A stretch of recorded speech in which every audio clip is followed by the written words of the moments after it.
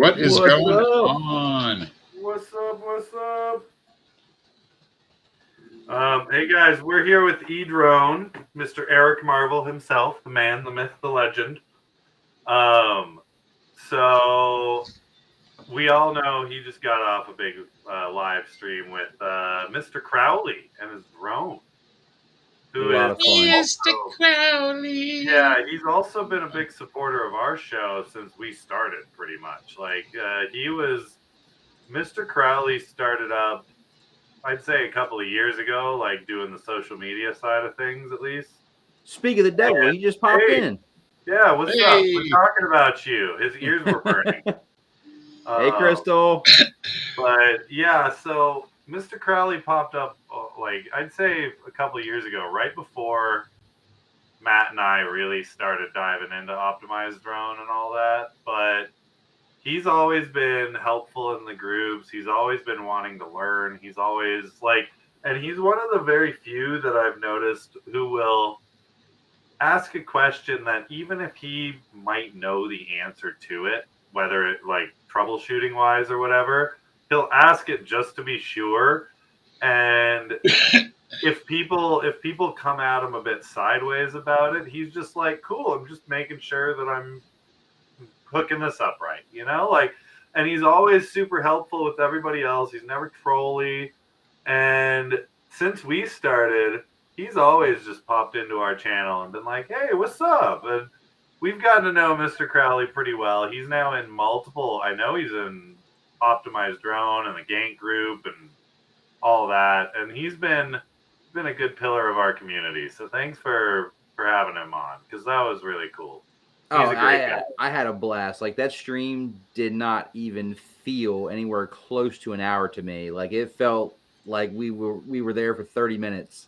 Yeah. I said, man, I could have kept going and going and going with him, man. We just had a really great time going back and forth. And that's what the E-Drone show, the premise of E-Drone was supposed to be about. Like, it's not just about, the larger channels. I want to bring all the personality, anybody who I feel just makes a great contribution to this hobby. I want to have them on the show. And Mr. Crowley was just so much fun and just so genuine and down to earth. And I just love how he is on the camera. I know if we were to go hang out right now, I would be hanging out with him exactly as we hung out tonight on the stream. Like, he is just a real person. Yeah, oh yeah, and that's the thing. Like, every time I've ever chatted with him, every time, like, he's been around with like me, Aaron, Cisco, Matt, all those guys constantly, like, in the chats and everything. And every time I've talked to him, it's always been a good conversation. It's always been like a very productive, but also very complimentary back and forth. Yep. And he's just, and then you see his videos and he's just such a goofball. And you're like, yes, that is the person that we need. Like, and I love it. I love it about him. And like, his snide remarks never come off as trolly or dicky. They're always like the classy dad remark, like, and it's just like, I love it, dude. So he's definitely a good cat. And that's, like, as you've noticed, what you try and do with your show, have all the talent that you see something in, as opposed to just the hype man or all those guys. That's kind of what we're trying to do here with the optimized community as well. Yeah. Which is why you and I connected so well, and we're just like, yeah, let's work together on this one, because it's very much how we see our family too.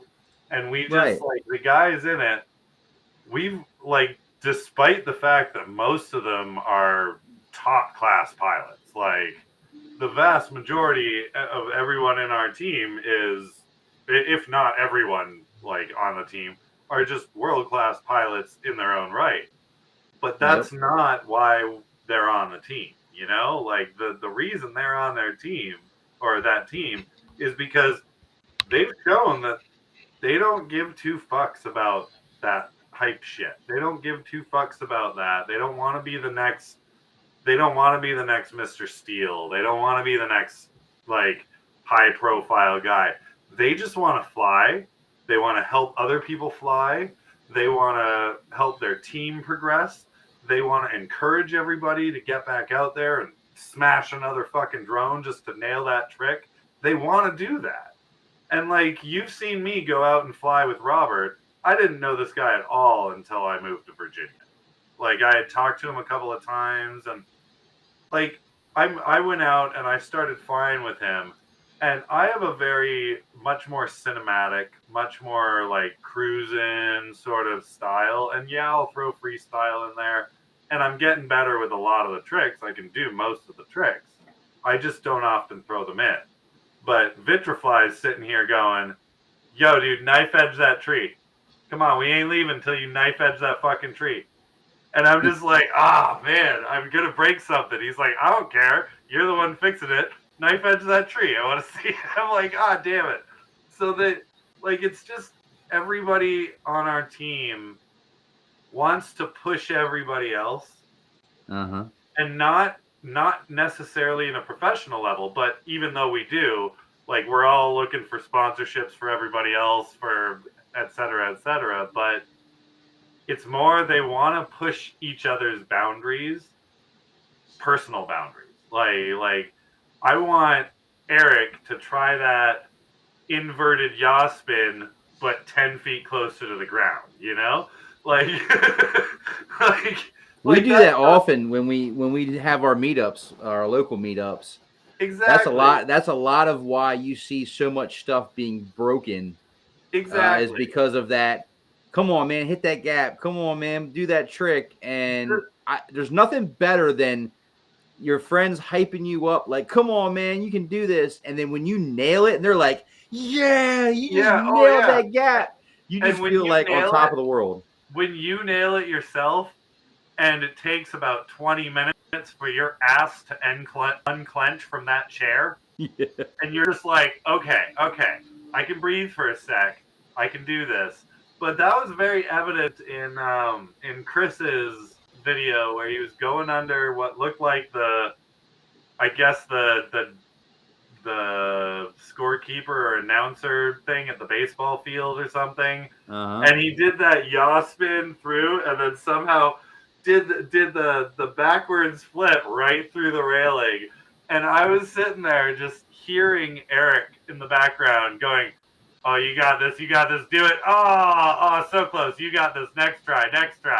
Like, I know. I actually wasn't there when he did that, but when he showed me the footage, I'm like, bro, I don't even care if you meant to do it or not. That was dope.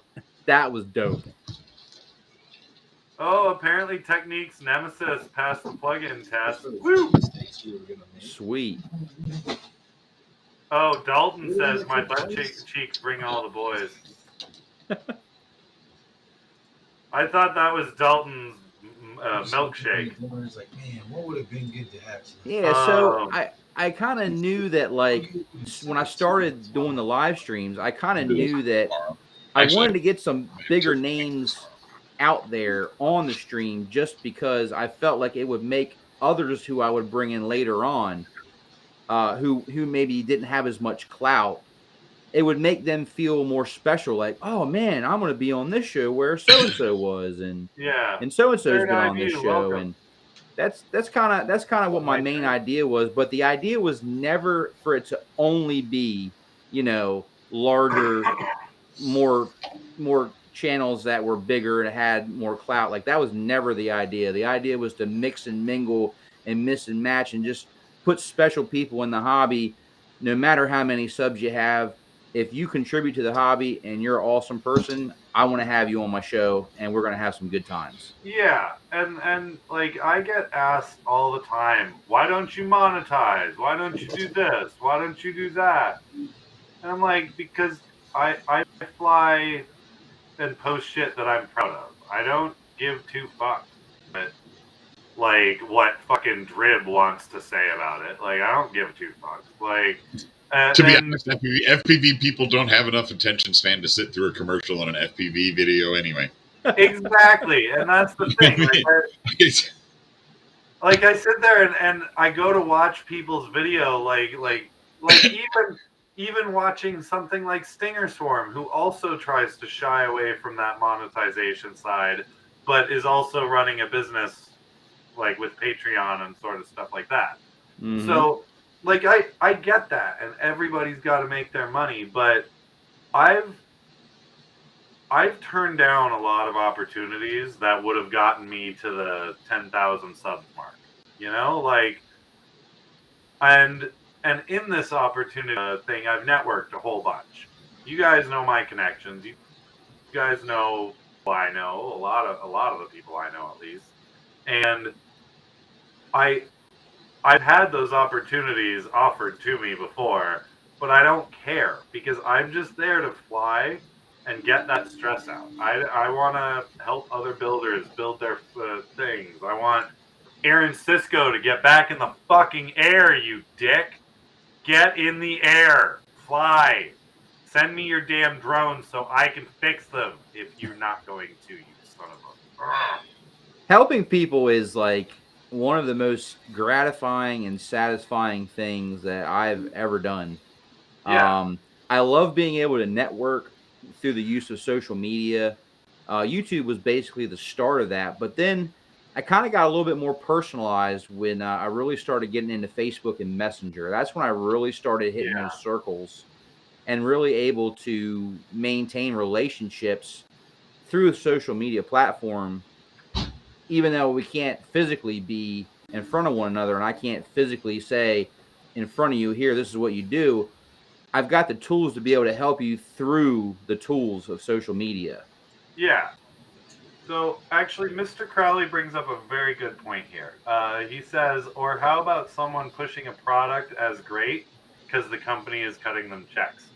I Yeah. get that. Yep. I feel that, and I also see it happen far too much. It sucks. Um, I will say that when we get test items or items for review or a lot of these items now, guys, one thing you got to understand is a lot of these companies won't send you free items. What they will do is they'll give you a code that you use or you purchase it and they refund you or whatever. Oftentimes that's after a review has been placed. So if you use the product and you do a review, I've reviewed tons of batteries, tons of motors, tons of couple FCs. Like I've reviewed things and I've tested things, but I've had a lot of problems with things like, for instance, Cadex. I love all of their cameras. I generally use most of them. Matt can attest to that. Like I use the Cadex Turtle. I use their SWR2 or SDR2 or whatever it is. I use the F2 Turbo. I love their cameras. But I got the Cadex Yeah, the Dolphin. EOS 2 we used for a while. It's Yeah, still a great cam. EOS too. I love for all of my micros. I use it in pretty much everything. And that's the thing. Like I love a lot of their products, and I had a connection with them for a long time. Matt will tell you about this because he was a part of this, and I bitched to him about it. I got the Dolphin HD, that low light action camera box cam, like the Run Cam, Mm-hmm. and it was so goddamn awful. It had such interlacing issues with the video quality. It looked like it was trying to continuously auto adjust focus. It had pixels everywhere. If you hit a slight bright spot, it would just blow out everything. It was just horrible. I remember seeing a lot of negative about that camera. Yeah, and so I posted my review not even as a negative review. I literally laid out everything they needed to do to make this a proper camera. I was like, your interlacing is that of a 720p image on a 1220 by whatever scale, like it's not, it's your pixels are this fucking big in each thing, like it's not. And so I laid it out like that, And before even posting it, I sent it to Caddx. And I was like, this is my review. I'm pretty sure you're not going to want me to post this. Like, and they were like, no, post it. We want an honest review. I posted it, messaged them back, and they were like, oh, but we're also not going to refund you. Ooh. And then they just cut ties with me. Yep. And I was like, oh, cool. So I guess I'm not testing cameras for my favorite camera company then. Cool. Awesome. Like, I know how that feels. I was sponsored by Banggood a couple years back. Banggood, you know, they're all about sales. Yeah. And if you are not making the sales, believe me, they will pull the plug. Yeah. And I gave an honest review about the, I believe it was the Mobula 7 HD. I had so much high hopes for this thing. I mean, I think the whole community did. It was like one Yeah. of the first, you know, bind and fly 75 millimeter HD at the time that, you know, could record DVR, HD and all that. But it was the far too model heavy I for got what was it had. awful. The model Yeah, I it was got was far too awful. heavy. And Happy Model, I don't like Happy Model products in general just because I've dealt with a lot of them. And each one seemed to have its own idiosyncratic problem. And like the Mob 7, the Mob 6, I've tried their Happy Model boards, and I've literally, as you know, like I do pretty decent whoop tunes for people who want to do freestyle whoop, like 1S, 2S whoop. I did whoop tunes for the Mob 7 and for a bunch of other like whoops, and everybody was like, I want a 75 millimeter whoop tune. And I was like, cool. I'd send it to them. They'd forget to tell me it was a Happy Model board, and for some reason my tune just makes it fly like shit. Not only that, but they had a major problem with the V1 boards on the Mobula 7s. They had a huge problem with one of the voltage regulators. It kept burning out.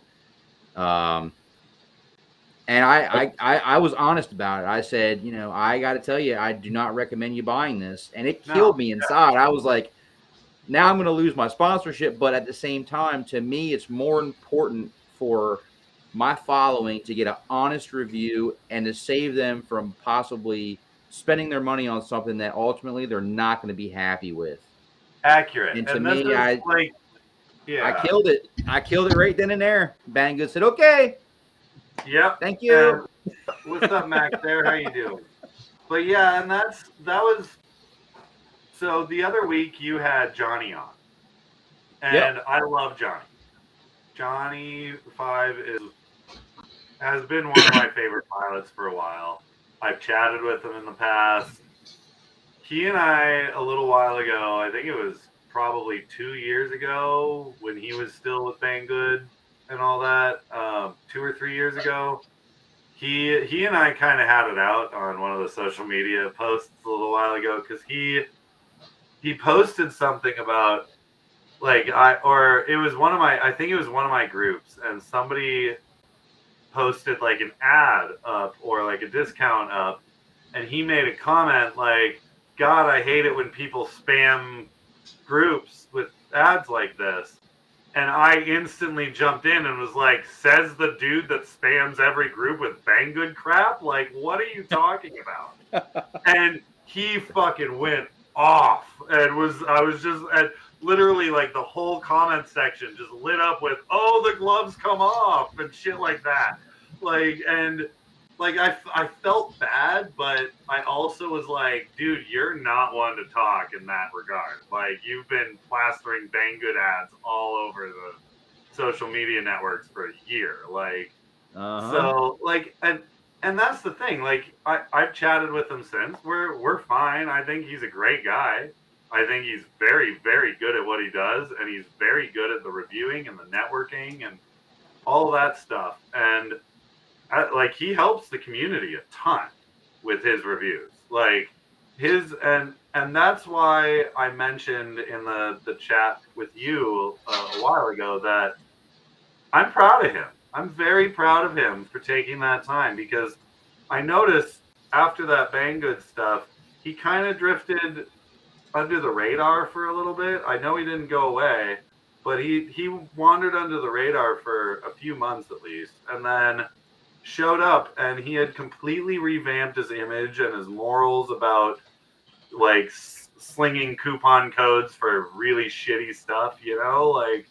And I was like, dude, well done. Like, good on you. That's much more of a help to the community. He's always super helpful in the chats and shit. Like, I love him. He seemed He's like a great real dude. genuine guy when I talked to him, before the stream, and then during the stream, it just felt so effortless just talking with him. I felt like that was another stream I just could have literally just kept it going all night long.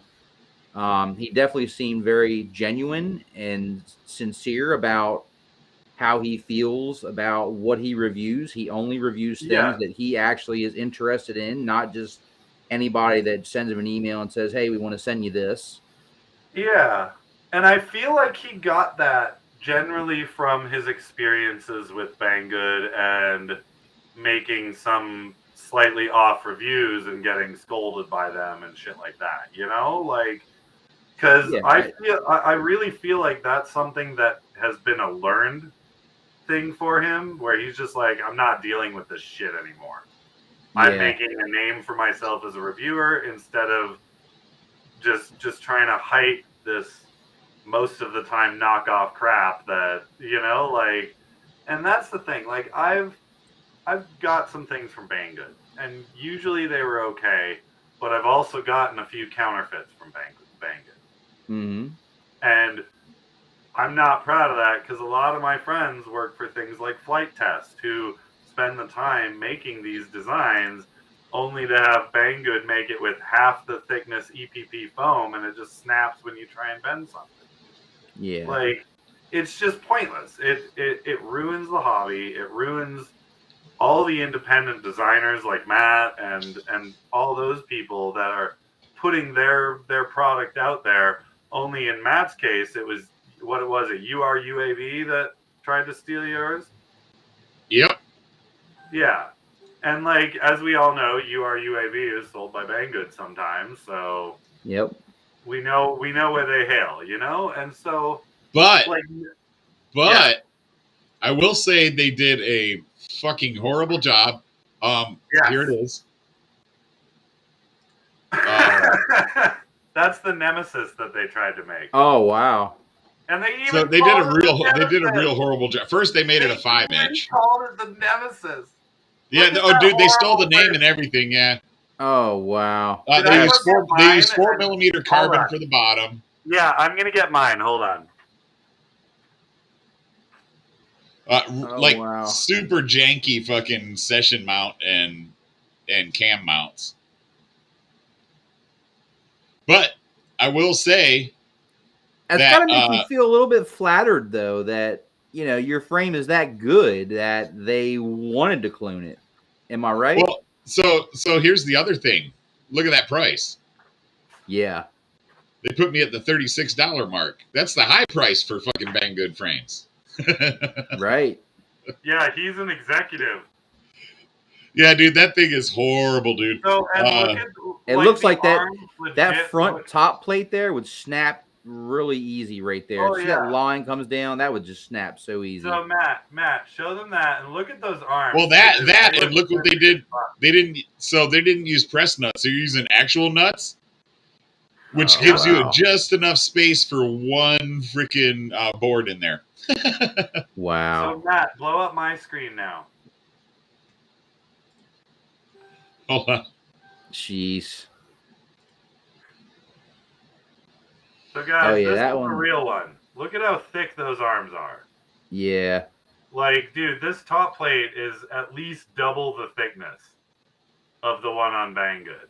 And the prints aren't nearly as shoddy. Like, look at these. The prints are all much better. The camera mount mounts properly in instead of having that giant box piece trying to hold it in, which will even only the cause it to side, vibrate. even the side carbon pieces that go to the front on the legit Nemesis are thicker than what they're showing there Yeah, on the site.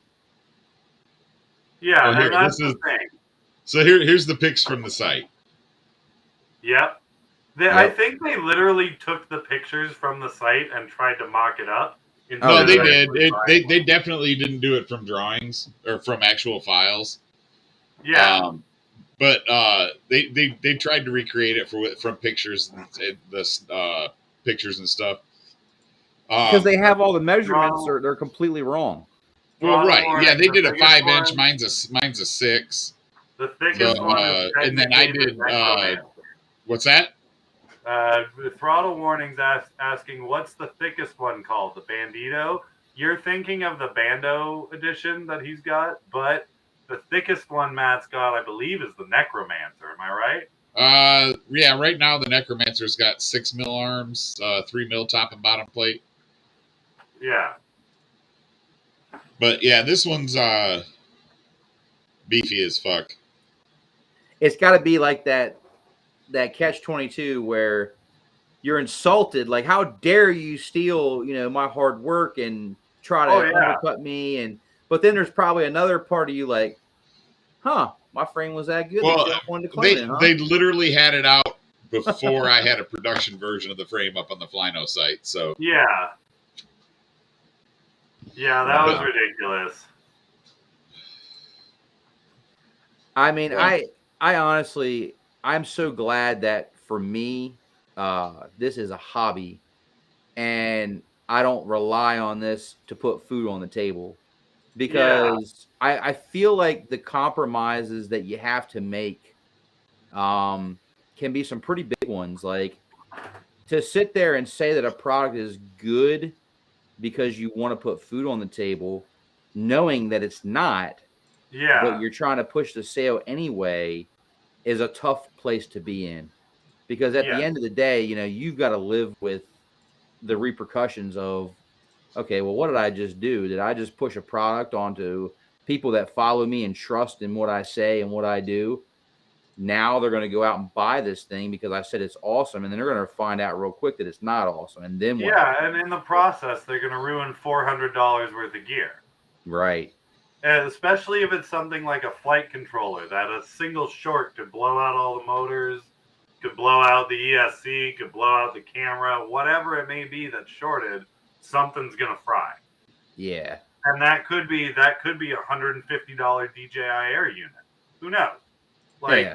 could be your GoPro, could be your battery that does something, like I it's wouldn't want to just be in that seat. Could be your 4-in-1 that takes out your ESC or takes out your exactly. motors and then takes out your freaking flight controller. Exactly, and like everything in FPV, including the community and how everybody treats each other, seems to be a snowball rolling down a hill. Like it's always going to be something will cause something else to blow, will cause something else to happen, whether it be a desync, whether it be a battery lighting on fire, whether it be a short, whether your press nut touched a motor winding, or whether your nut touched a motor winding, or whatever. Like it's Yeah. it's always something, and that still goes the same for the community, because the second some of these trolls or these hype guys start hyping up this specific product, everybody's going to go buy it, and then that snowball is going to roll downhill, and everybody's going to blow out their whatever it is. Yep. Hype train motors? Pardon? Hype train motors? Right? I mean, they were good. They were good motors. They just were not durable at all. And as soon as I saw the 3-spoke design, I'm like, you need to have at least 3 more spokes. Now that's the thing that really bugs me is I think I used the Vortex motors, a couple of the other like super hyped up motors I tried, and I always ended up breaking them first. Whereas the flows that I won in a fucking giveaway, I have trashed 3 separate drones that those have been on and don't even have a fucking dent in them. Like it's shit like that. That's just like, okay, something's horribly wrong because these super cheap ones that everybody's hating on seem to be holding up a whole lot better than these $40 fucking motors that are getting all the hype and making all the money. It really is down. A lot of it is down to the frame. A lot of it is down to what kind of motor protection does your frame have. And I guess how you crash, but it's like here's the thing though. There's a combination of a lot of things. I mean, yeah, part of it is how you spec the freaking motors. Well, here's a very good example of this. I had those same motors on the Falcon Aero 7 at first, and prior to that, I had it on the Falcon Velo, the Velocidrone hybrid, and both of those drones are still flying. The frame's still in perfect condition. I think I've only ever broken one arm on it, but I've tried multiple motors on those same frames. I have Velox V2s on the Aero 7 right now, and the other one I'm running, I have to rebuild it again, but I'm currently running 2450 kV Edge Racings, I think, like the super cheap ones, but I've broken multiple motors on these frames, but it's never been the flows. Every frame that those flows have been on, I've smashed, I've crashed the same way I always do. Well, you had problems with the small flows, didn't you? The tiny ones? The small flows had shaft issues that newbie drone straight out came out and said. Yeah, they said that. They put that in the list. Yeah, and they were like, this is why we're discounting them, because they have shaft issues, which is why we're giving you 10 instead of 8. Like, right. And they're like, if 2 of them break, you have 2 spares. They were like $5 a piece. It was like 10 for 50 or something. Dude, it was 10 for $70 or $79 or something like that. Like, we were getting them for less than $10 a motor. That's Emax red bottom territory.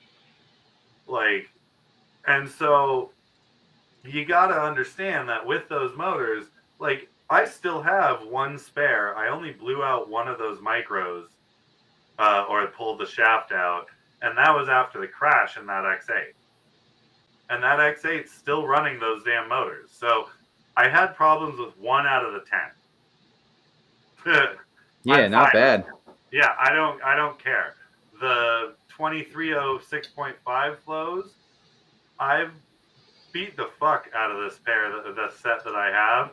Never had to buy a spare. I had 4 spares, but I donated them to Taylor. He's the head of the FPV Builders Group, the one with like 11,000 members. And we built, what frame did he end up using, Matt? Was it your Wyvern or the Asp? For which one? For Taylor's build that William, you, me, and a bunch of others did. The Wyvern? There was the Wyvern, yeah. Okay, so we all pitched in something pretty much, and because we wanted to get him flying. He's a big time engineer with the Navy, so he doesn't have time for building most of the time, but he likes it. So we all pitched in a little bit. Like, I threw in motors, Matt threw in a frame. I know William threw in a stack. Like, it was just a big group effort. And was it William that built it? Or was it? I think it was William that built it. But yeah, like, actually, I think he sent all the parts to Taylor for Taylor to build. Oh yeah, I think it was the full build that he was gonna let Taylor do. But either way, like, I've talked to Taylor, and those motors have yet to see any damage. Also, like, and that was a pack of 8 that we've split into 2 sets of 4 and sent off. Like, who makes the flow motors, Dan? Yeah. Who Newbie Drone Flow 2306.5. Okay, they're Newbie drones. Okay. Yeah. I've been flying the iFlight Zing motor, the Primo ones, for quite some time. For me, they have really held up to a lot of abuse.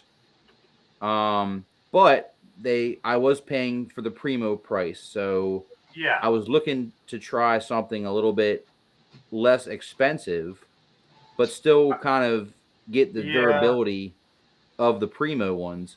So I have been trying the Zing E Pros, which are like at right now I think they're $14.99 a motor. Yeah. So far so good, but I haven't had them for a while, so I don't want to speak on them too soon.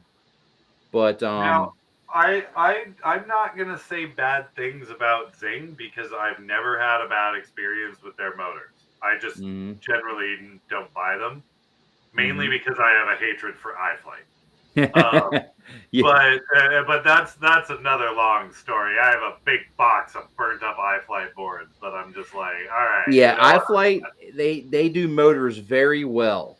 And with that's the kind of rest, where I with the stayed with frames them. and the rest of it, I'm like, dude, I had a XL5 that I probably went through 4 or 5 arms for, and then I just said, fuck this. Like, I'm not gonna keep buying $20 arms. Like, Yeah. I've already bought 2 of the frames worth just in arms alone. Like, And then so when they first came out with the Bond Flies, they were solid, man. You know, the yeah. Nazgul, they were really solid. You know, the parts were good, but somewhere along the line, I think they got big too quick. And I think the QC started to fail Oh, very because much. it was just they were just blowing up too big too quick, and they had basically dominated the FPV market. Yeah. Yes, and Zings are amp suckers. I will say that. Oh yeah. I so I actually, you know, the rebuild of the Nemesis HD I just did. hmm And I just rebuilt it because I crashed and fucked the camera up. So I put a Runcam Split 3 in it, and it works like a charm now. But that one's built with the Zing 1206 6500s, which they Okay. don't even make anymore. And those were by far the sweet spot for micro drones. And Matt can attest, he loved those motors too. Those The were 1207 the 26 1206 or 6500. 6500 kV were freaking pretty badass Yeah, for the and I V2. still have those running on my Nemesis, and they rock. They're amazing. I And went ahead before, and put some 1408s on my 3-inch Jappy yeah, Laura, and they've been solid as well so far. They've taken some hits. I've not had any issues with those 1408s, the Zings. I run. So I just sold my 1408 3-inch that I had built, the Dabber X, the Quad Monkeys one. hmm That thing was a monster. That one ran for us on 4,000 kV 1408s, and my lord, that thing was a monster. But I my tuning and the way that I tune my quads and just generally how I like them to handle, I tend to drift closer to the shorter motors. And even on the first 2 renditions or the first couple of renditions of the Nemesis Micro, I was running 1204s. And even I think on the first one I even ran what, 1105 or 1104 or something. Like Mm. I run super short motors, and then I made the jump to 1404 with a couple of things, like the Skya and a couple of the other ones that needed more torque.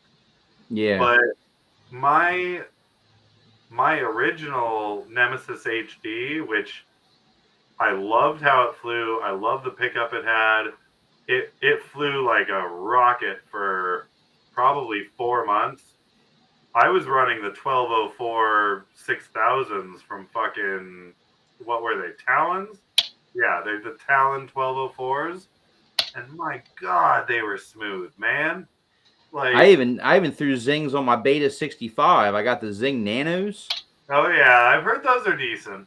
I've had no issues. Like I was a kid you not was about ready to just take that whoop and just give it away with the Beta FPV motors because I would always have an issue with a motor burning out or the motor would one motor would just stop spinning, and I just had constant motor issues with that setup. So I just Yep. said, you know what, let me swap these out with these Zing Nanos and see. And ever since I swapped out, I've not had one issue. There's a couple of motor companies that I tend to shy away from just because every time I get a set of their motors, something's desyncing, something's twitching, something's doing something's not working right.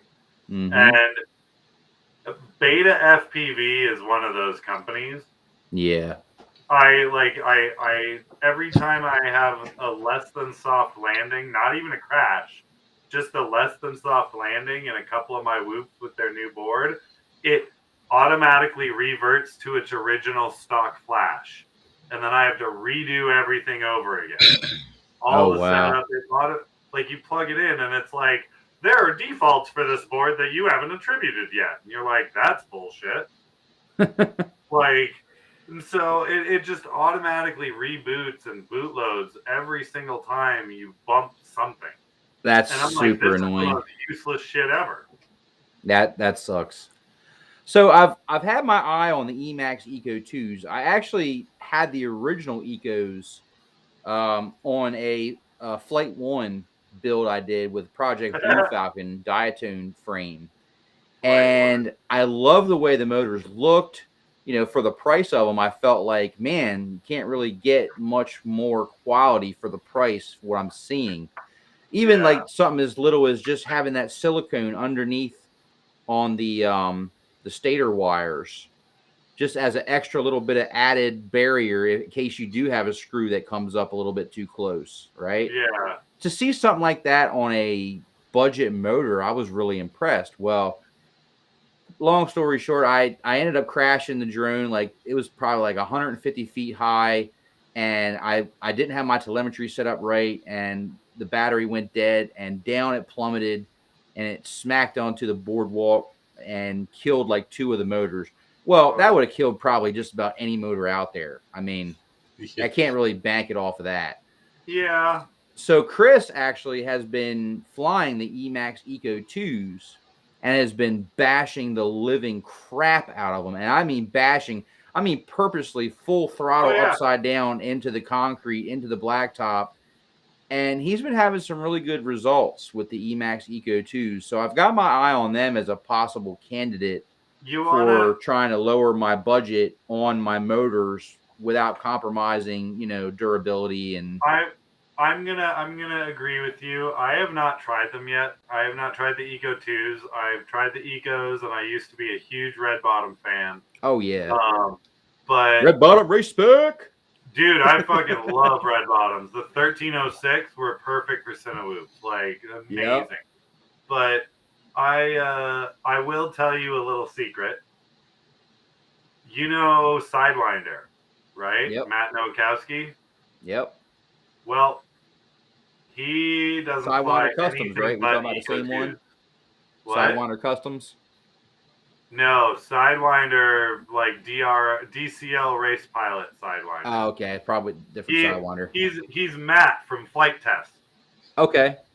Yeah, Matt Nowakowski from Flight Test. The dude did Darkwing Duck and the giant race drone with TJ and all that stuff. So Matt, he's now one of the reps for Emax. And he literally doesn't. He races in multi GP. He races in DCL. He's not in DRL though, is he, Matt?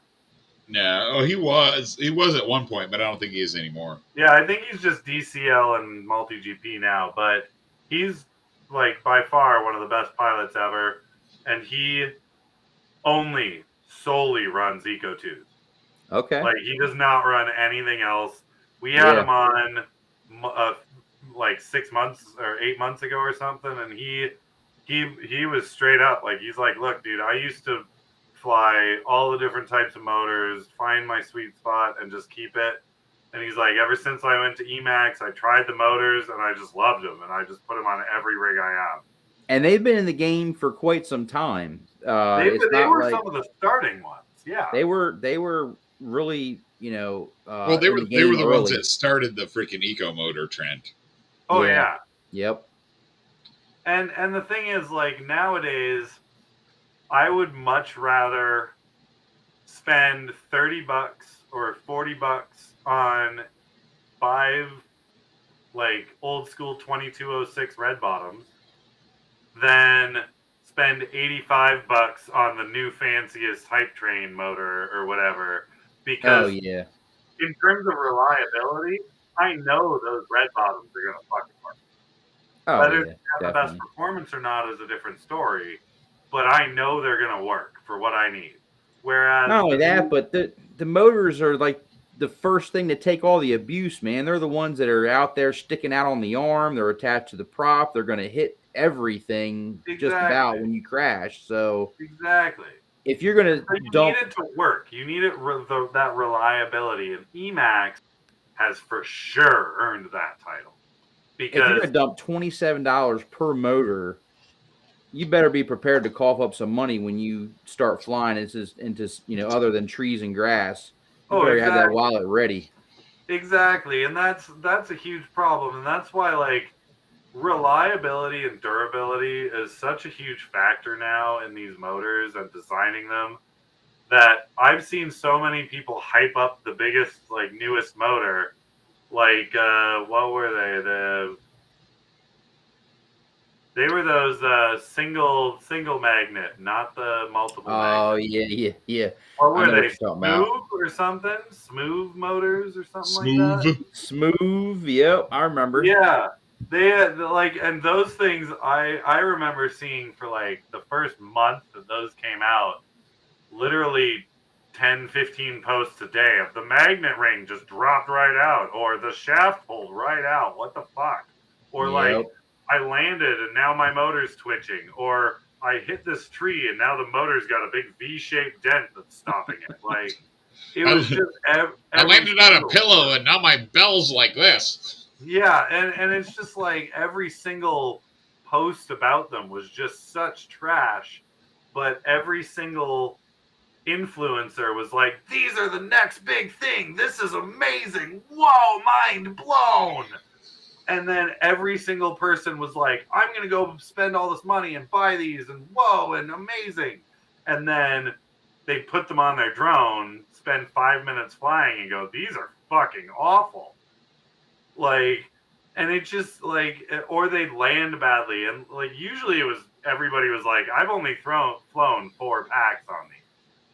Like, That's why it it, pays to just wait it out, check the exactly. forums, check the pages, see what people are reporting back before you just kind of go, oh my gosh, so and so said these are going to be the next big thing. Let me go buy it right now. Just Yeah. hold on. Just pump the brakes. Pump the brakes. Let's try to see how this is going to play out. Let's see what other people's experiences are, right? That's Yeah. basically the same concept that a lot of people take with firmware updates for camera drones, okay? Is the same thing you can use that same mentality for FPV parts when they come out new. New firmware comes out, new features added. People get psyched, man. Oh my gosh, new firmware. Oh Yeah. my god, it's going to make my drone, so much better. Download firmware update. Download, and guess what happens? Oh my gosh, my gimbal's twitching now. Oh my Yeah. gosh, my drone's not flying like it was. Oh my gosh, I can't do this. I can't do that. Why do I If have they to had have just to rebind waited, everything? if they just waited and kind of did their research and see how other people, because you know there's going to be other people that are going to jump on, right? Let them jump on it, and then you kind of report and see how their feedback comes along before Rule of you thumb: make that decision. wait for JB to make a video on it. Nah. I Matter of even fact, he with did do a JB, video on that smooth motor. yeah, even with Pretty sure he JB, did. I don't always trust him because I've witnessed him be the culprit of that a lot too, in terms of being like, oh, this is the next big thing. Him and It's Blunty will pull the wool over your eyes for multiple things and then be like, I didn't know anything about it. And you're like, yeah, you're the most informed dude in our fucking community. I'm sure you didn't know anything about it.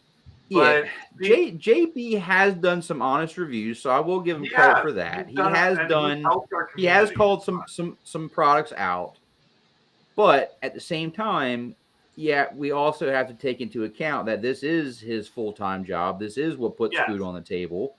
And So one thing I will give him props for is if a product is bad that he has reviewed as good, he usually goes back and makes another video stating the problems with that product, stating the products with that company's response, or discussing it in a way that he's like, look, I like the product, but these things need to be fixed for everybody else to like the product. And a few times even, he's come out and flat out just been like, I'm making this video to say sorry for reviewing this the way I did, because after a few weeks of using it, I've realized it's got a lot more faults or something like that, you know, like, and he's always he's the rare scenario where this is his bread and butter, but he also cares a lot about his credibility. Credibility in this community is key. If you lose your credibility, if you lose the trust of your following, it's over. It's over. Exactly. No one's going to listen to what you say. No one's going to believe you when you say that this is an awesome product. So he knows that his credibility is on the line, and he has to make sure that he's as honest as he can be. But he still has to put food on the table. So yes, there has to be that gray area. Yeah, and I fully agree. Like and as you know, like I don't have any other job. I don't have any other money making thing really going on in my life. And I'm pretty much a full-time single father. Like I don't have much in terms of actually making much income. I don't have that lucrative job that a lot of these guys do to actually do this. And so I do at some point want to make this into an income making platform. But at the same time, I've been trying to do that and thinking about ways to do that for quite a while that don't involve compromising morals in that way. Right. Like I love the idea of Patreon. I love the idea of that sort of thing, but the thing that really bugs me is there's two types of people that do the Patreon. There's the type that do it where everybody's included and where they're not constantly begging for new Patreons and new all that and join this, join that, and you'll get free exclusive content, blah blah blah blah blah blah blah blah blah. All those you have to push it. That's the game. Just having to come up with exclusive content that you don't want other people to see, or you know what I mean. That's kind of that's and I know there's a lot of guys that do it. Like I know Ciati does it, where he'll be like, and this giveaway is a super super awesome giveaway, but it's only for my top tier of Patreon folks. So you all fuck off. Like, and it's shit like that I really despise. Like my moral radar just goes through the roof on that one. Oh yeah, it's the Patreon folks. Like I'm actually not sure if you're actually on Patreon, but I am, but you'd never know it because I don't really push it like I probably should be. And that's the thing. There's the type that are like you and like us that are just like, if you want to support us, then I fully appreciate that, and that's wicked. Yeah. But it's not this big super hype, and like super chats is another thing where I love it. I think that's a wicked idea. I think that's a great way to support a channel. But when Google takes their greedy percentage. Yeah, I was gonna say YouTube takes a freaking 15 or 20% chunk of that or some stupid shit. Exactly. But it's like things like Bardwell. Granted, I know he's got the viewership to do this, but he'll only answer super chat questions. He will not answer any normal comments. He'll only answer. But I think he's got like a $5 super chat or something like that. So it's not terrible. But I mean, if you want to get your question answered. Well, I see with a chat that large, it would be incredibly difficult to try to answer every question that comes through. I get it. I don't even know how you would even attempt to try. So I guess a clever way, I'm going to just call it clever, The clever way to entice people to donate is to be like, hey, if you 100% want your question answered, not saying that I might not be able to, I might be able to get to it if you just type it in the thing, if it's not a crazy busy stream. Yeah. But if you absolutely 100% want your question answered, drop $1 or drop $5 or whatever. And It's I a get clever that. way to get, you know. And as I said, he's got the viewership to cover that. Yep. And that's the thing. Like, we're all sitting here with 20, 30, maybe 40 or 50 views per live stream or whatever. He's sitting there at fucking 7,000, 8,000 per live stream. So it's like, okay, cool. I get that. But now let's wander back. Do you still have any Flight 1 stuff, by the way? Nope. I got rid of all of it. Okay. Vitrifly's in the chat. I'm assuming you saw his recent post. Preston actually commented. I was really surprised. I know. So this is the thing. I want to know if Crystal and Chris are on good terms with Preston, since she tagged him and I did see that. Yes. Which means that she's not blocked from him, and he's been on a blocking spree recently. So Crystal and Chris are actually local to Preston. Okay. Preston actually lives close to that vicinity, and they do have a relationship, and they have talked back and forth before. So it is very possible that he will reply and to her. That's the thing. Like, that's what I told Rob. I was like, look, if they have a relationship with him and he's responding, chances are he could help. Like, he could help you fix the issue and get that flight controller. Yep. And I love that. And, like, granted, I've heard rumors, but they're all rumors, and I don't want to speculate on all that shit. I know a little bit. Yeah, but if they're true, that's a little jacked. Oh yeah, if the rumors are true, like the Bitcoin and all that shit are true, then holy fuck, that's awful. But if they're just rumors, and if Preston's really actually trying to make things right with what happened with Flight 1 about 8 months ago or whatever it was, you want views, get him on the show. Yeah. Good on him. Get him on the show. Have him on our show. Whatever you want, man. I think having Preston talk about that and clear the air with shit would probably open some eyes. Like, granted, yes, the troll armies will be afoot for all of that if that happens. I know that. But here's the thing, though. I think if Preston had a viable excuse or a viable reason, he could have very well come forward and spoken already. Even if he doesn't have an excuse and just comes out and states his side of it, because that's the thing. They disappeared and they stopped responding to everyone, including big distributors. Believe it or not, this is not the first time I have heard of this particular situation with Preston and getting parts. Yes. That have been ordered. The orders have been placed. And I'm not going to say that he's completely, he's completely not at fault. I will say, however, that there has been some issues with some of the vendors who are selling the parts as if they were in stock, and they are not in stock. And what they are doing is they're getting the orders and they are waiting for stocks to come in. But when you buy them, it is appearing that they have them in stock. And I have seen this multiple times with different vendors with Flight 1 parts. Yeah. So that is a huge problem, because people are buying it under the assumption that these parts are in stock, when really they should be saying these are back-ordered parts that if you click that buy it button now, you're going to have to wait until this certain date before we are estimated to get our shipment. Yeah, but I'm talking more. I think it was the Lightning V2 or whatever, that SC that they the newer one. The H7? Pardon? The H7?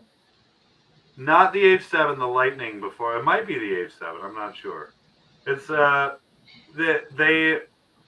they apparently put out this huge pre-sale. Uh-huh. bunch of people bought it, including big distributors as well. And a bunch of people paid, and I'm not saying from distributors, I'm saying bought from Flight One. Uh-huh. And Vitrify says he's now 9 months of waiting on 2 of the flight controllers he ordered. And see, that is So- something I just I couldn't deal with that. No refunds, no responses from the company, no excuses. Like, apparently, like a month or so in, he reached out and they were like, "We're dealing with some stock issues. We'll get back to you as soon as we can." And then he reached out again and no response, and then no response, and just like everybody was brushing everybody off, and it got to that point where nobody's been refunded for their purchases. No flight controllers have been sent out. Yeah. No, all these distributors that have done pre-sales have been complaining that they haven't even heard anything. They haven't been able to contact anybody from there or anything.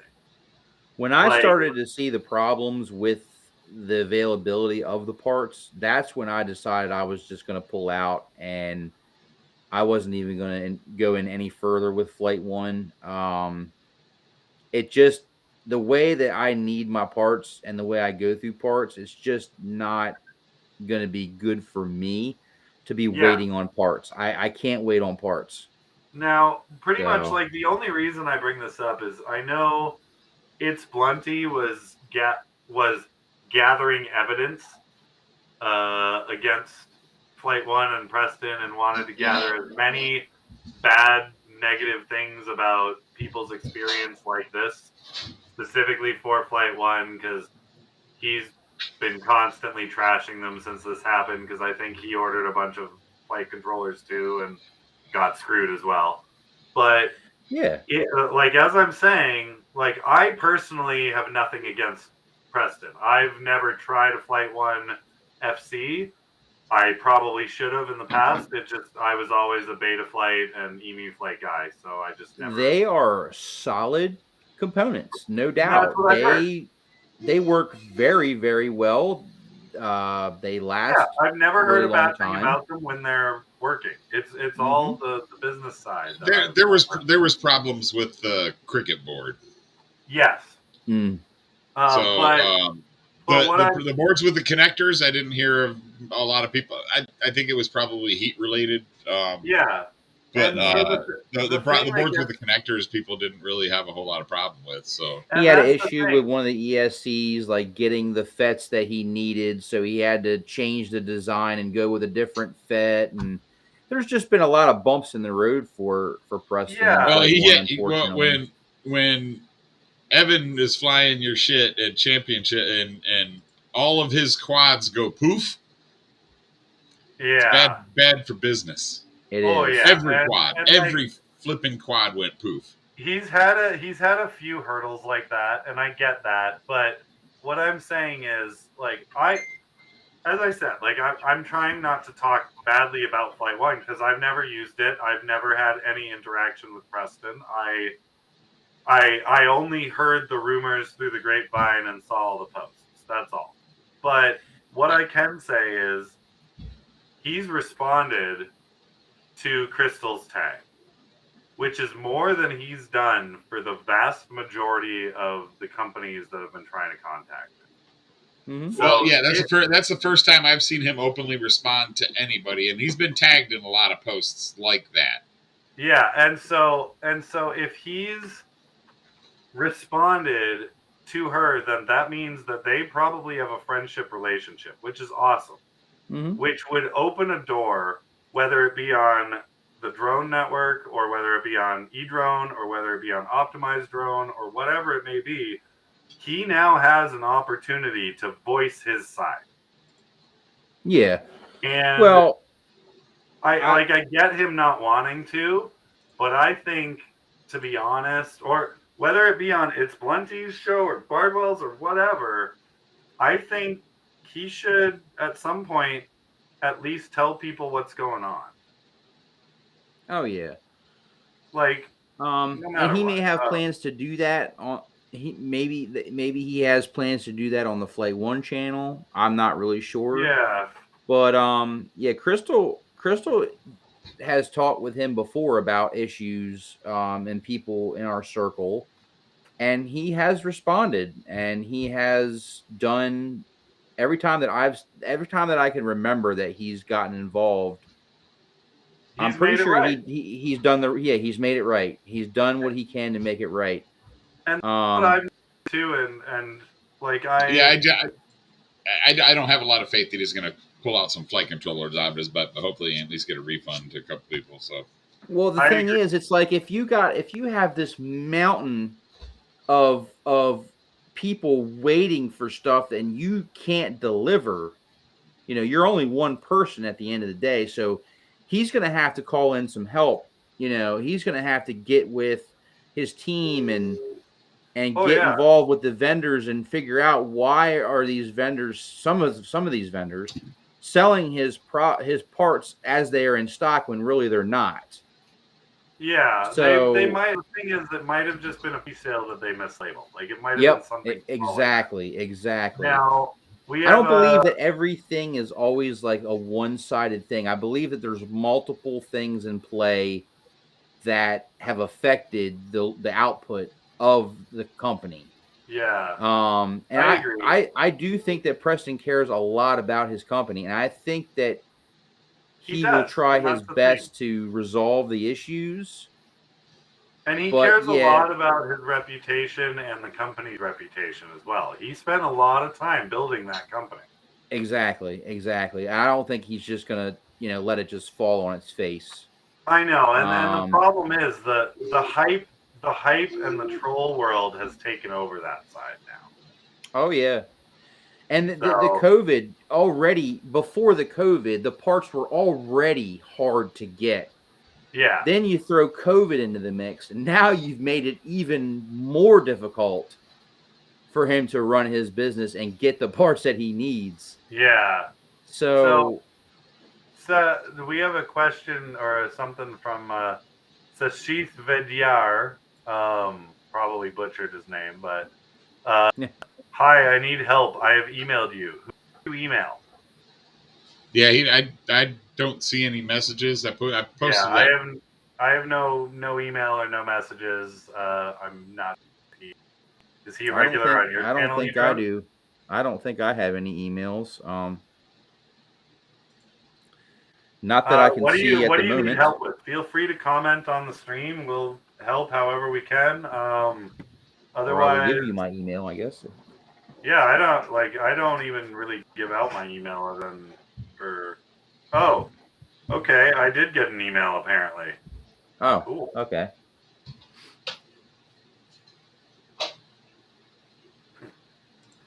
Yeah, the name of the game is, the drone network.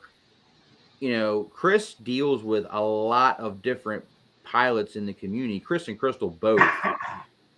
So Preston, he's not going to want to sabotage that kind of relationship, knowing that,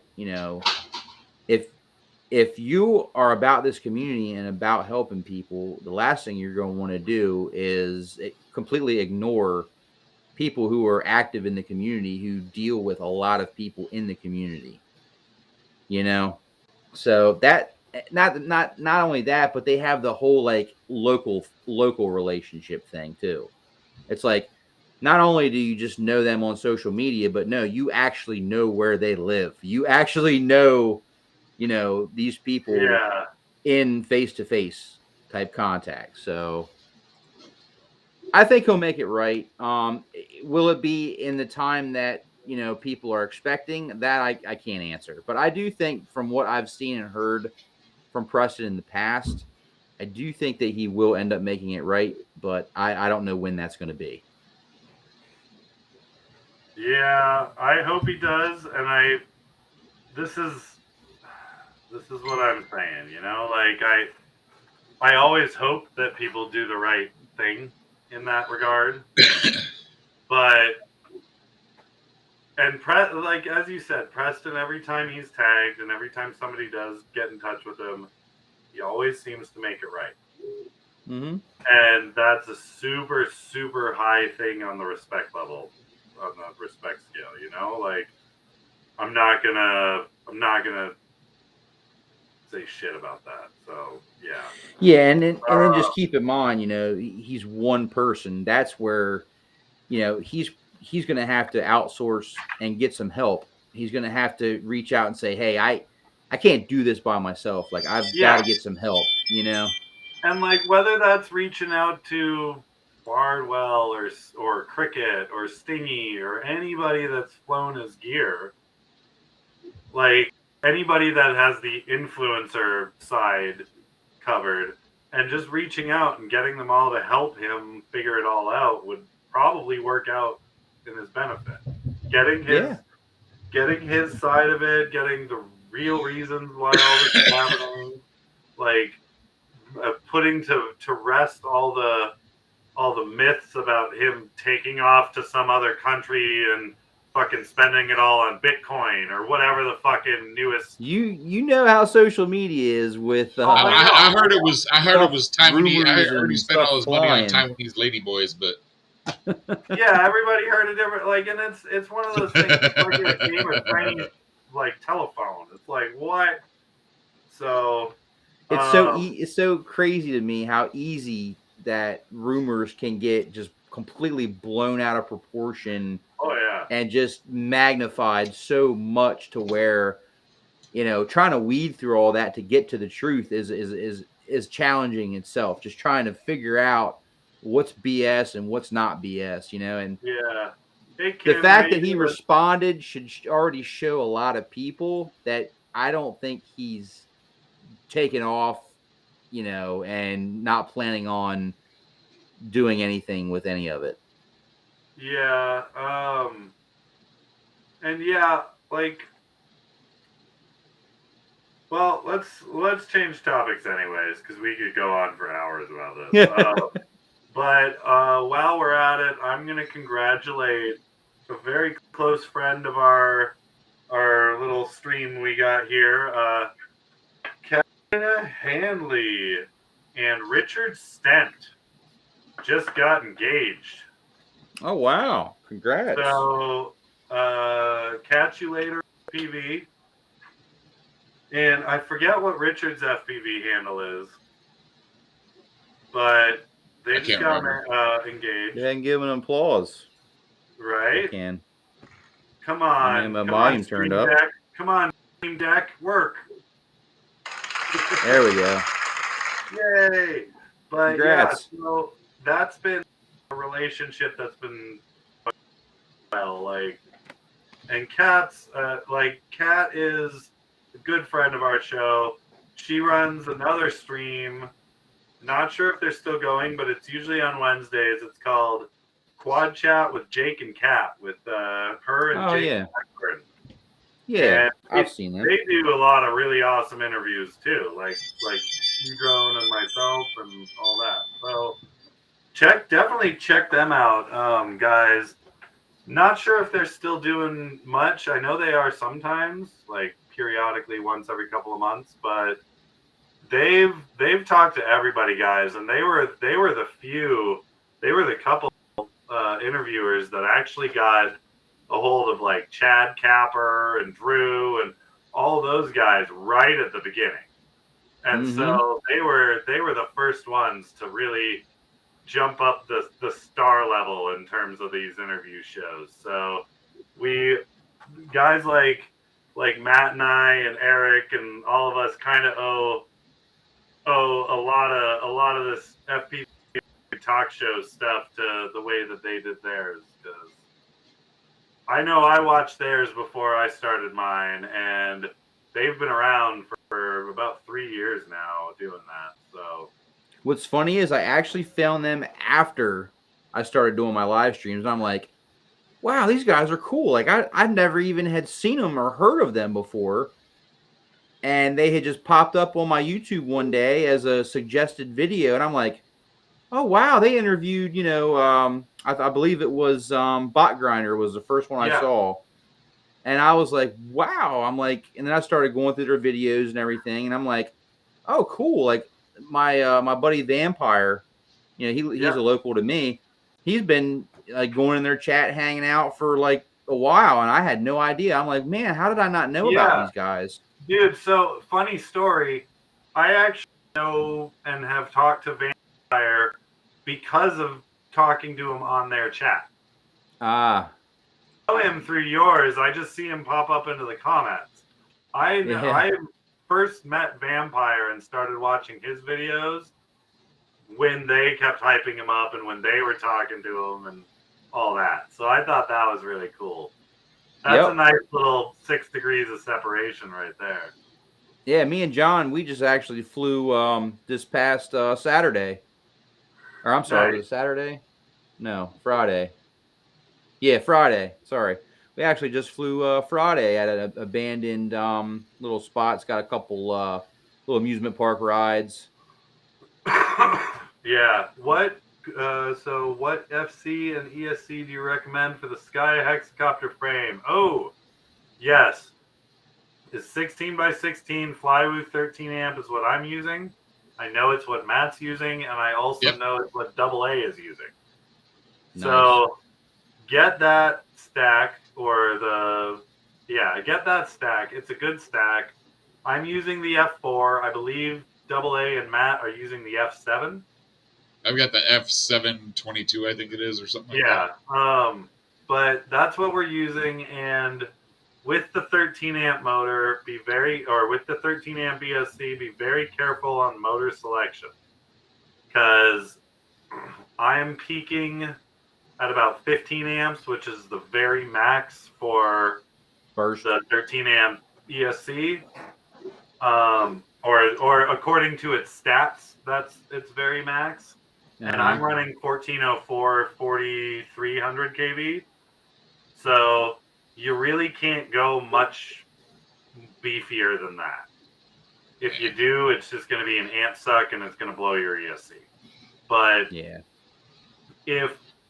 whereas like I've seen people running like 1206 and 1404, 1406 even, as long as it's the higher kV. But for the Skya, like, I don't think you're really good. The higher kV would make it a lot faster. And you're also going to need a battery that's got freaking 120C to draw that much amperage. And that's the thing. I'm using a 100C 1050 milliamp 4S. So I get probably almost 4 minutes of flight time on it.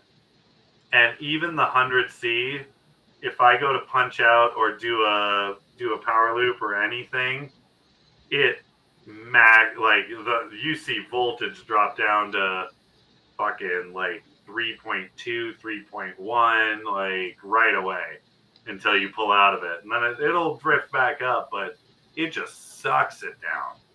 And every time I bring the Skya back in, the battery's warm because it's a lower C rate. Like I think it's like 80 to 120 or something C. So which is probably around 45 C actual. Dude, I learned that lesson hard with the original Mistress Helen X8 build, because I used a 650 milliamp 80C 4S for it. And I had 8 1408 motors running, 35 amp ESCs.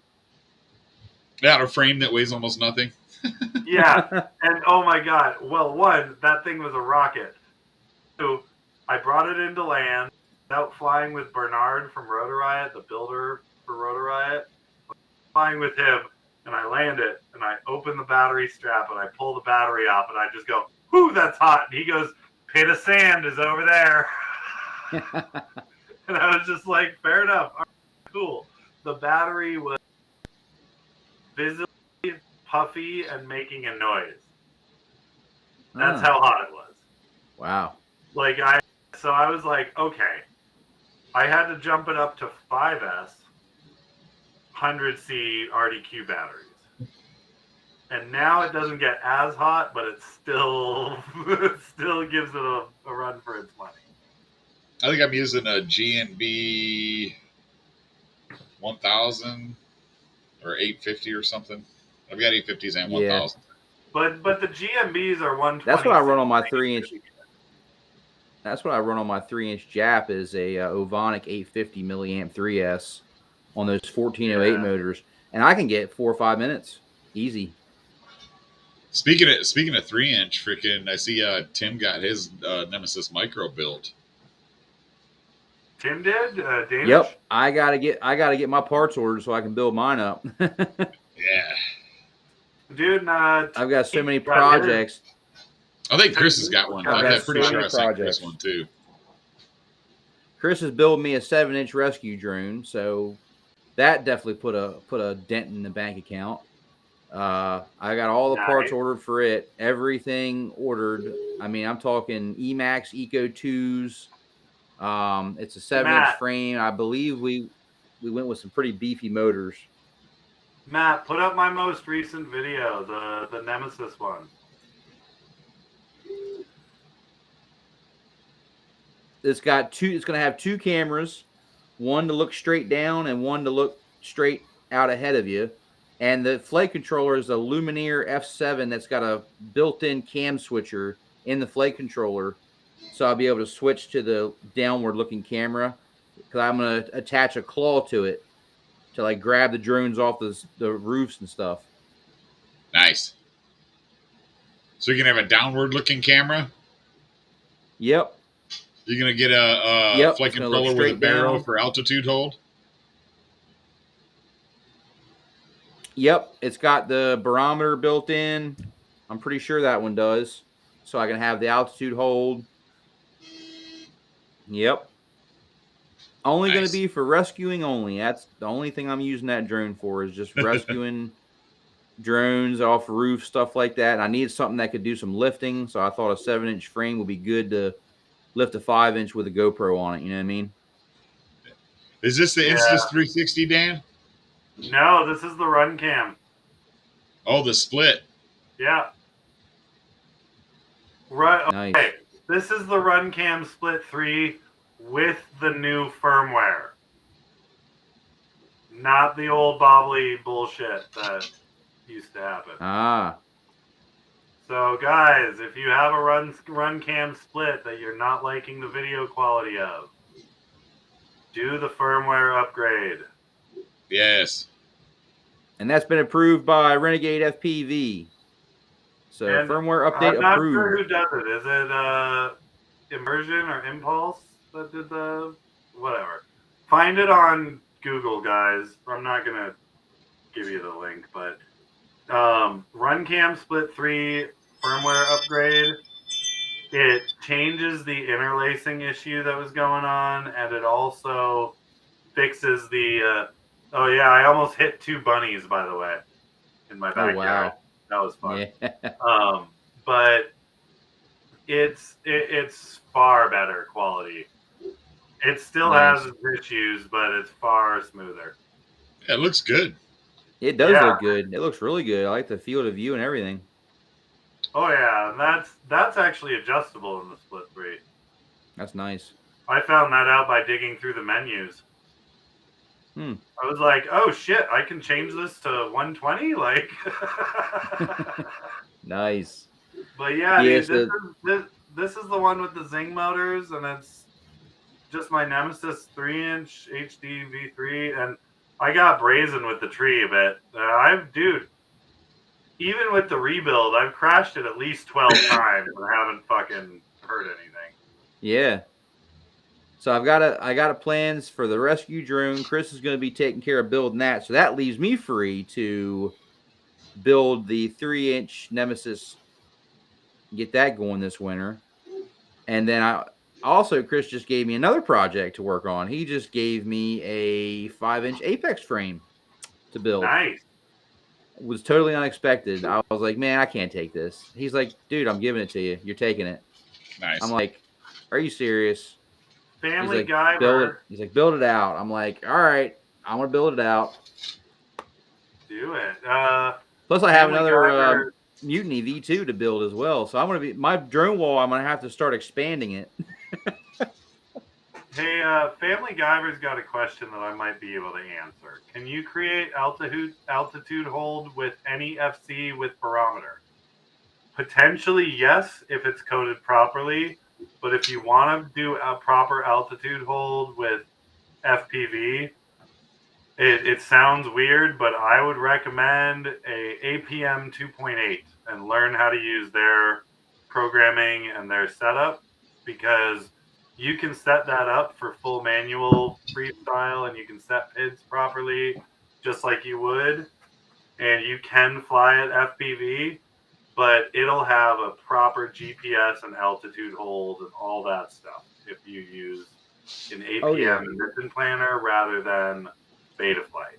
Betaflight, you can do it. iNav, you definitely can do it, but it takes a lot more fucking effort and a lot more work to get it right. Yeah, the idea I think we're going to run with is we're going to make the quad just be really tight, so the movements are going to be very subtle on the sticks with this rescue drone. So it's going to have flight characteristics more like a camera drone would, if that makes sense. Yeah. And that's the thing, like, you know me, dude. I got a wall full of giant camera drones in my garage. Yep. Like, when it comes to camera drones, I can usually advise somebody pretty well on them, but again, they've also been sitting on my wall for fucking 2 years. I very rarely fly them because it's a completely different beast. Right. Like, it's like anything that I would normally do FPV, I don't have that same joy flying a camera drone, because for me, I spent so much time in the film world and doing all that where hovering there and getting that pretty picture was perfect. That's all you needed to do. Yeah. And that's what those are designed for, and they do it fucking well. Oh yeah. But in turn, like, I've got possibly, other than like things like the Alta or things from Free Fly or whatever, other than those, I probably have some of the best cinema technology possible in terms of drones.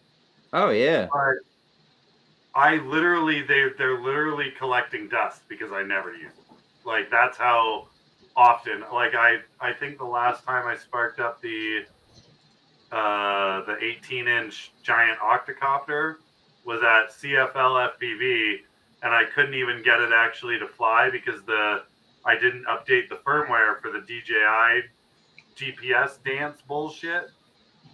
And so it wouldn't lock in, and which means it wouldn't take off, and it would just spin and just be stupid. Damn it, Yeah, DJI. Yeah, dude. Oh, I still Can't enjoy do it. flying like my Mavic Air 2, and I do use it for like commercial stuff. yeah, and that's what they're made for, and that's Yeah, awesome. and it's a different kind of joy for me. It's a much more relaxing flight. Yeah. You're not as you're not sitting on the edge of your seat. You can kind of just relax and line up your shot. But also, I like to do the cinematography part of it. I like to get Yeah. those really dynamic shots and then like compile them together and add your music and stuff, and really just compile a bunch of good dynamic shots together and just make them kind of roll with the music. And I enjoy doing that a lot, actually. But Yeah, FPV is my heart. I mean, FPV will always be like ever dominating my time and heart and effort. hold on. I used to do that shit all the time, and I loved it. I've spent many years dealing with cinema drones, and I started my journey when one of the directors of photography I worked with regularly showed up with a giant Taro octocopter, and I just was like, oh my god. And we were doing a Nissan GTR commercial, and it was drag racing down a straight line track, and we were chasing it with this drone. I was controlling the remote camera gimbal on it, like the DJI Ronin or whatever it was, and he was flying the drone. Literally every time the drone beat the Nissan GTR in the drag race. Literally Wow. every freaking time. And I was That's just, crazy. well done. I'm hooked. Like, this is exactly what I want to do. So, Yeah, I like, they're and a as lot I of fun, said, man, like, especially when you start getting them big ones, man. yeah, Them big and lifters. they're super fun. And yeah, you're right. It's a very relaxing, different beast. But that's the thing that people need to realize. It's never like I really hate the bullshit in the FPV community of like, oh, it's DJI, it's crap. Oh, get out of the Mavic world. Oh, get out of, don't buy an Air, don't buy a Spark. Fuck that. That's not FPV. It's like, yeah, I know that's cinematography. Like, there's a big difference, and they all fly differently. They Yeah, all have but their purposes. it's still the love of flight. You know, that's what we all should always remember. That no matter what you fly, how you fly, it's a love of flight. We all love to get in the air and get away from whatever is going on and just be able to put ourselves in that environment, whether it's on the Yeah, screen of your phone on a Mavic controller, or if it's goggles on your face ripping 100 mile an hour, or if you're lining of sight a toy drone in your backyard. It's all the yeah. love of flight. Like, we should all have a love for one another, that we all love RC flight. Exactly. And here's one that I'll share. Um, The but lines in the sand, I hate the lines in the sand, you know. Like, yeah, we have a new local that we just found, MD95 TSI down his way, and he is primarily a camera drone flyer, but he has shown interest in FPV. Do you know that yeah. he's actually had people say, "Oh, we don't want you to come we don't want you to come to our meetups if you're going to bring that camera drone. You need to bring an FPV drone." Like, Yeah. really? That's how we welcome someone in. We say, "Oh no, you can come, but don't bring that Mavic." I had the same experience when I first started FPV. I had a bunch of these giants built already, and I was already doing that. All right, so this is one of my hexacopters. This is the 690 or the 700 or something like that. But Oh, yeah, wow. I put a top down on it, and this is me literally just cruising around. I'm not wearing goggles. I'm staring straight up at the damn thing. Like, it's, but like, I get to have fun with these because I can just hover it there. I don't need it to do anything. I don't need to punch that tree gap with it. I don't Just need to looking at power its loop it. massiveness flying is fun enough. Exactly, and the sound it makes is just epic. But when Yeah. I first got into FPV, I had, like, even the guys that I ended up flying FPV with regularly, even they were super hassling me about the fact that I didn't have FPV. And Yep. even though I had like a $5,000 giant octocopter sitting in my fucking trailer at the meetup, they were like, "Yeah, but you don't fly FPV, so fuck you." Like, But see, that's where now tell me how ironic this is, okay? So, you know, we talk about how the FPV kind of, some of, not all, but some of the FPV community has been shunning, you know, camera drone pilots, right? oh What yeah, was the biggest complaint that you heard most FPV pilots complain about when they went to a airfield? How the fixed wing guys would shun them and say, oh yeah, "Oh, you can't bring your FPV drone oh here and yeah, fly. This is for fixed wings." And Yeah, we there's constantly heard them complaining, like, "Oh my gosh, every time I try to take my FPV drone out to the airfield, the fixed wing guys are bullying us and yeah, telling us that we're not real pilots." And what did we do? What did some of us do? We started bullying the camera drone guys. Like, come on, man. Let's not repeat history. Let's not yeah. do that. Dude, Let's welcome everybody. it's snowboarders versus skiers in the '80s all over again. Yeah, Like, exactly. it's literally like snowboarders. Burton came out with their first snowboard, and snowboarders started hitting the slopes. Every skier was against it. Nobody wanted it. Now it's like pretty much more popular of a sport than fucking skiing is. Yeah. So it's become that cult thing that, like, oh, but we can all get along. But it's something new. And even though these Mavics and the DJI Phantom and all that came out long before any of us had ever even seen anything FPV. Like, before Flight Test was putting up their Anycopter or any of that shit, was DJI Phantom. Mm-hmm. And so to have the FPV community that literally got their start from the innovations of DJI Phantom, to have them bashing anything related to DJI, just especially now where not only does DJI have the vast market share of our drone industry, but they also have put in the most in terms of development. Mm-hmm. Like, granted, yes, they've also done shit like bribe the FAA and all that sort of shit to fuck us over. But we owe literally everything we know to things like DJI, to things like Flight Test, to things like Project Blue Falcon, like all those guys that pioneered this shit. We owe all of it to, and now everybody's like, "Oh, DJI is crap." It's like, no, DJI is the OG. Like, DJI is what we all looked at going, what the fuck is that in the sky? Holy shit, are you controlling that? Holy fuck. Like, that's So what I think education about it is the number one thing, right? Like, Yeah. just because you may be all into FPV, you may think to yourself, oh, I think the camera drones are dumb, or I think they're stupid. But hey, listen, don't think of it like that. Think of it like, okay, you enjoy taking your Corvette out and just punching on the gas and just hugging the turns, right? Your FPV, you're all in for the speed. Meanwhile, you got this guy over here who just wants to take a nice, relaxing flight in his Cadillac.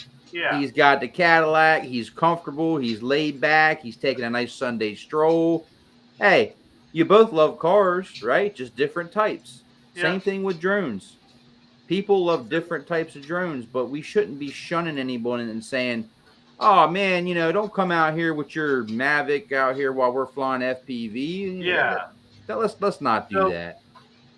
Let's use Tiny Whoop and Jesse as an example here, because when he started out, the Phantom 1 or the Phantom 2 was just coming out. It was brand fucking new. And they had started out with these little toy drones and shit. Like these little nonsense toy grade $5 drones now that you buy. And they had those out, and they had the Phantom 2 out. Without Jesse owning a Phantom or using that and getting into drones with that Phantom, would he ever have hot glued a fucking FPV camera to an Inductrix? Yeah, exactly. And would the Tiny Whoop community, including all of the international racing series now, be at all where it is without him actually doing that? So, if you've noticed anything about society, we tend to like to put ourselves in different groups, and we do it ourselves. yeah, We tend to say, up, oh, I want to live in this neighborhood with these types of people, and I want to fly these types of drones with these types of people. You see how we just kind of like to put ourselves in groups of like-minded people who are into the same exact things, right? But it doesn't have to be that way with the FPV or with the drone community. It doesn't have to be that way. We can all have a love for flight.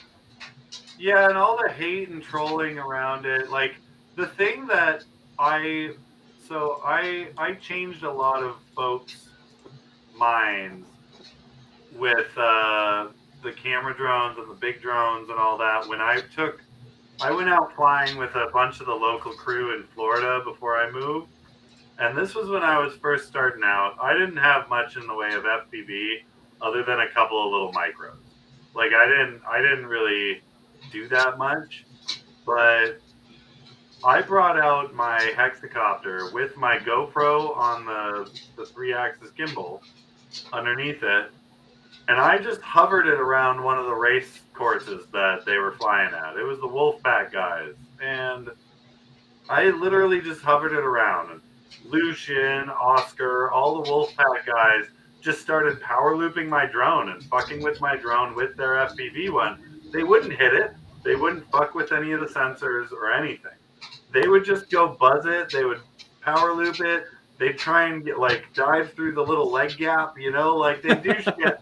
They do shit that FPV guys would do. And they were like, dude, that was fucking fun. Like, thank you for letting us fuck around with that thing. And I didn't give a fuck if they bumped it and broke a prop, whatever, who cares? But I just had fun with the fact that I went out there with these guys and just a drone that they hate. And I just put it up and set it to GPS hover mode, and they had a blast. I didn't even see half of their videos from it. I just know that they were buzzing it this far away and coming this close to trashing their own drones and my drone. And we had more fun that day than I had going to one of their races and actually flying my FPV shit. And I had more fun with them just fucking around with my giant hexacopter, just hovering there in the sky. And think about it. I mean, you can incorporate so many cool things. And I see guys like put a smoke bomb on a Phantom and chase it. Yeah, there's a reason there's different genres of drones. Exactly. Right. Each one has its purpose. Right. And don't. You should really. I mean, even that new DJI FPV drone. I'm still thinking about getting one just because it's like $400 more than just the headset. I'm planning on getting the goggles anyway. If I get the kit with the drone, especially if I can find one on sale, and that would be something that I could use. I would use that more than a Mavic. Oh yeah, than I would a Mavic. So,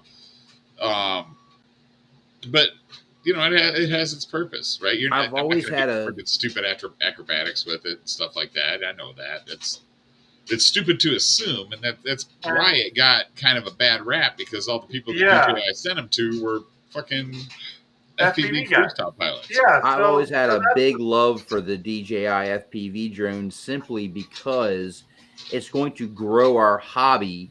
It's going to take our niche FPV market and it's going to expand it. Yeah. It's going to get it into more hands. It's going to bring FPV into more households, which is what we need to have more of a presence to be able to keep continuing to do what we want to do and be able to stand up against to the FAA and say, no, what you're proposing is overstepping. You're trying to take way too much from us. And the more of a voice we have, the more of a presence we have, the better chance we have at them backing down and saying, okay, well, we thought this was going to be easy. We thought that we were going to just roll this behind the wall there and no one was ever going to see it and we were going to be able to pass this. Yeah. So. The thing to be honest, they didn't think that the community was going to come up with money for a lawyer to fight it. Exactly. And that's how the government gets away with a lot of stuff, because if nobody fights it, and then and then if you do try to fight it, then, if you're someone in a position of power that would want to help us, say a senator, or they'll just get poo-pooed on freaking, like, in public, private, it's politics is dirty fucking business. I hate the government. The government controls way too much in our lives. Yep. Hey guys, so this is one of my best flyers. Still is. I've crashed it on the beach. I've crashed it everywhere. And it is literally the second camera drone I ever built. You'll recognize it, but it still flies. Amazing. Like, full gimbal, everything on it. And this thing flies smoother than most of my very well-tuned FPV drones in terms of just hovering and all that. And I've got videos of it literally hovering 3 feet off the ground, enough so that I can hold my phone above it and get a straight up top down, where it's just hovering there perfectly still, even in wind. Mm-hmm. So this is one I built. I built it from one of those DIY kits. It's every single person that sees this build is like, oh, that's a piece of crap. And then it flies. And they're like, what the fuck? How do you fly that with these really shitty old GART motors, or those carbon fiber props, or that old APM system? It fucking flies. Right. Like it's amazing. And I've got, look at the old ESCs. Look at those old ESCs. Mm-hmm. Old Simon K ESCs, which we don't even use that fucking protocol anymore. And I get trash talk for this all the time, but some of the best shots that I've ever gotten have come from this drone, and I can literally plug it in. I need to put a new receiver on it, but I can literally plug it in right now and take it off in my yard. So I think Like- about like when I, kind of got started in the drone hobby, I think to myself, what kind of experience would I have had if I went somewhere and met up with a bunch of people who were flying, and I brought whatever drone I had at the time and was made fun of, mocked, told I had to have a certain kind of drone to hang out. I think to myself how discouraging that would be someone in the hobby, whether you're new or whether you've been in it for a while. You have to remember that when people get in this hobby, it can definitely be discouraging by itself. So we don't need to add to that by making people feel unwelcome by what gear they fly, or what they fly, or what type of genre they're in. We need to be open armed and welcoming, and we need to nurture these people into the hobby and help these people, and we need to grow our hobby. And if that means we can get camera drone enthusiasts into FPV, I say hell yes. Because right now, camera drone community far surpasses the Now- FPV community as far as numbers. There's way more households out there who have a camera drone in their household than an FPV drone at the current time. I want to see that change. I want to see an FPV drone in every single household, maybe with the camera drone, right? Yeah. And the So- only way we're going to do that is to welcome them in with open arms and say, man, I like your Mavic. That's a really cool drone, but guess what? Put these goggles on and check this out. Tell me what you think about this. So I fully agree, man. And I was so, as I said, I came from the film industry. I spent almost a decade working on a lot of major Hollywood films, a lot of like shorts that made it to film festivals, TV series, sci-fi series, all that shit. I was doing commercials. Like I've spent a lot of time getting to know a lot of high-class directors of photography, and one of which, actually a few of which, but one in particular that I've been talking to is named Vineet. He's a good friend of mine. I worked on a lot of shows with him. He used to do a lot of these aerial photography things, and he's kind of been wanting to get back into it, but he stumbled across some of my videos at one point, and he was like, okay, what the fuck is that you're doing? Yeah. Like, and he just, like, that switched in his brain where he was like, I've been doing cinema drones for years, but what the hell? Did you just do a backflip? And it was just like, whoa, you're gonna hit that tree. Holy shit, you didn't hit that tree.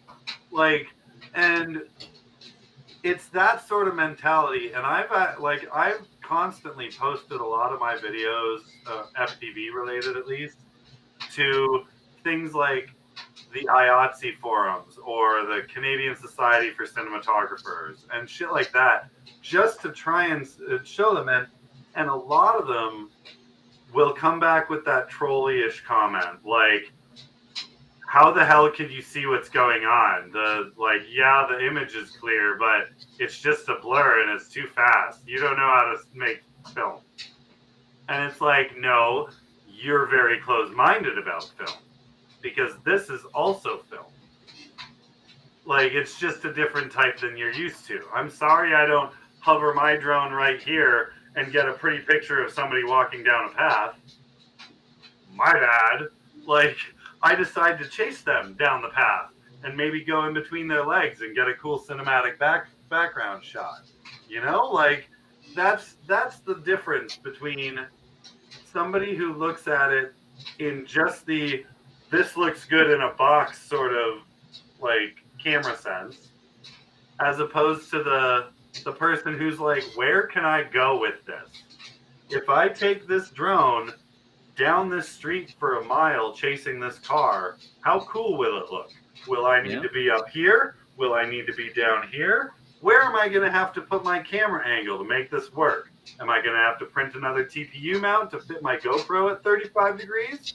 Like, what? Like, there's so much more technicality that you need than just putting a Mavic up and having it follow a vehicle. You know, like.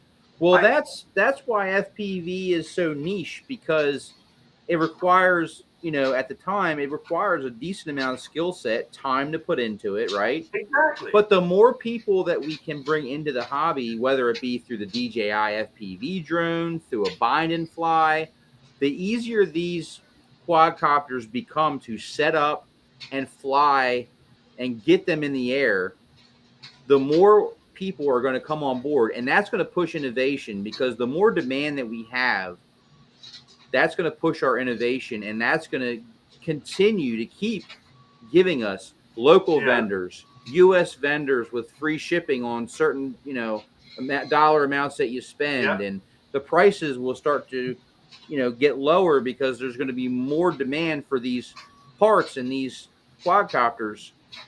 I really want to see FPV get to a point where it's easy enough for just about anybody to get into, just like camera drones are right now. Yes, agreed. And so I've mentioned in this episode even that I'm not a fan of Beta FPV.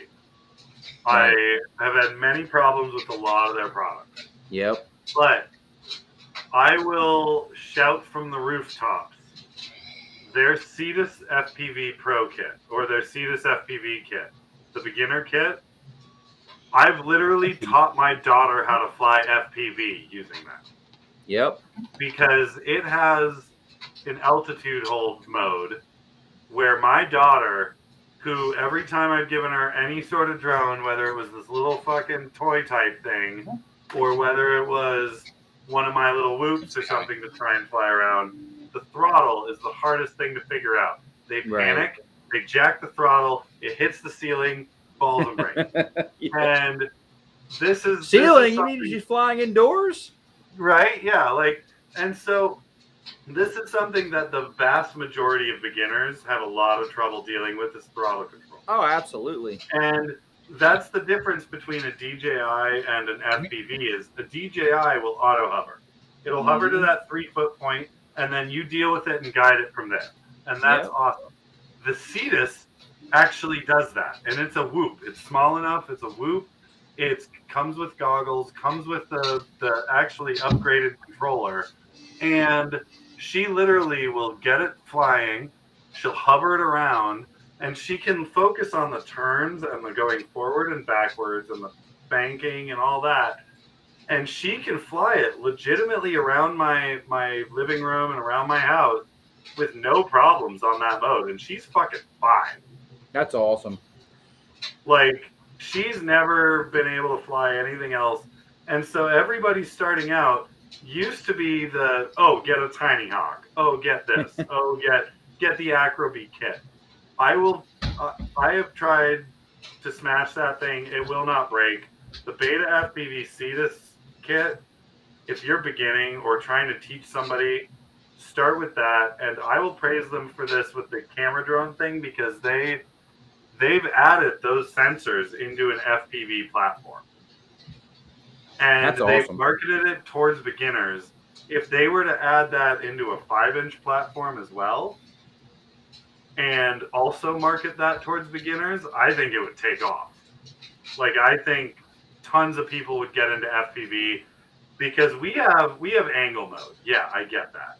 But that doesn't stop you from drifting. That doesn't stop you from throttling Doesn't out. stop you from sending it to the moon. Exactly. And so, and a lot of times when people panic, they don't think about dropping that throttle down and bringing it back. They think about, oh shit, what do I do? Oh shit, what do I do? Oh fuck, do I push this button? Do I push that button? No. We, like, it. The altitude hold is such a valuable function in beginning to learn FPV, one that none of us had the luxury of having. And now that it's out in a smaller, very beginner form, that does, like, and the manual mode, let me put it this way. I flew it with the manual mode when I had crashed one of my whoops.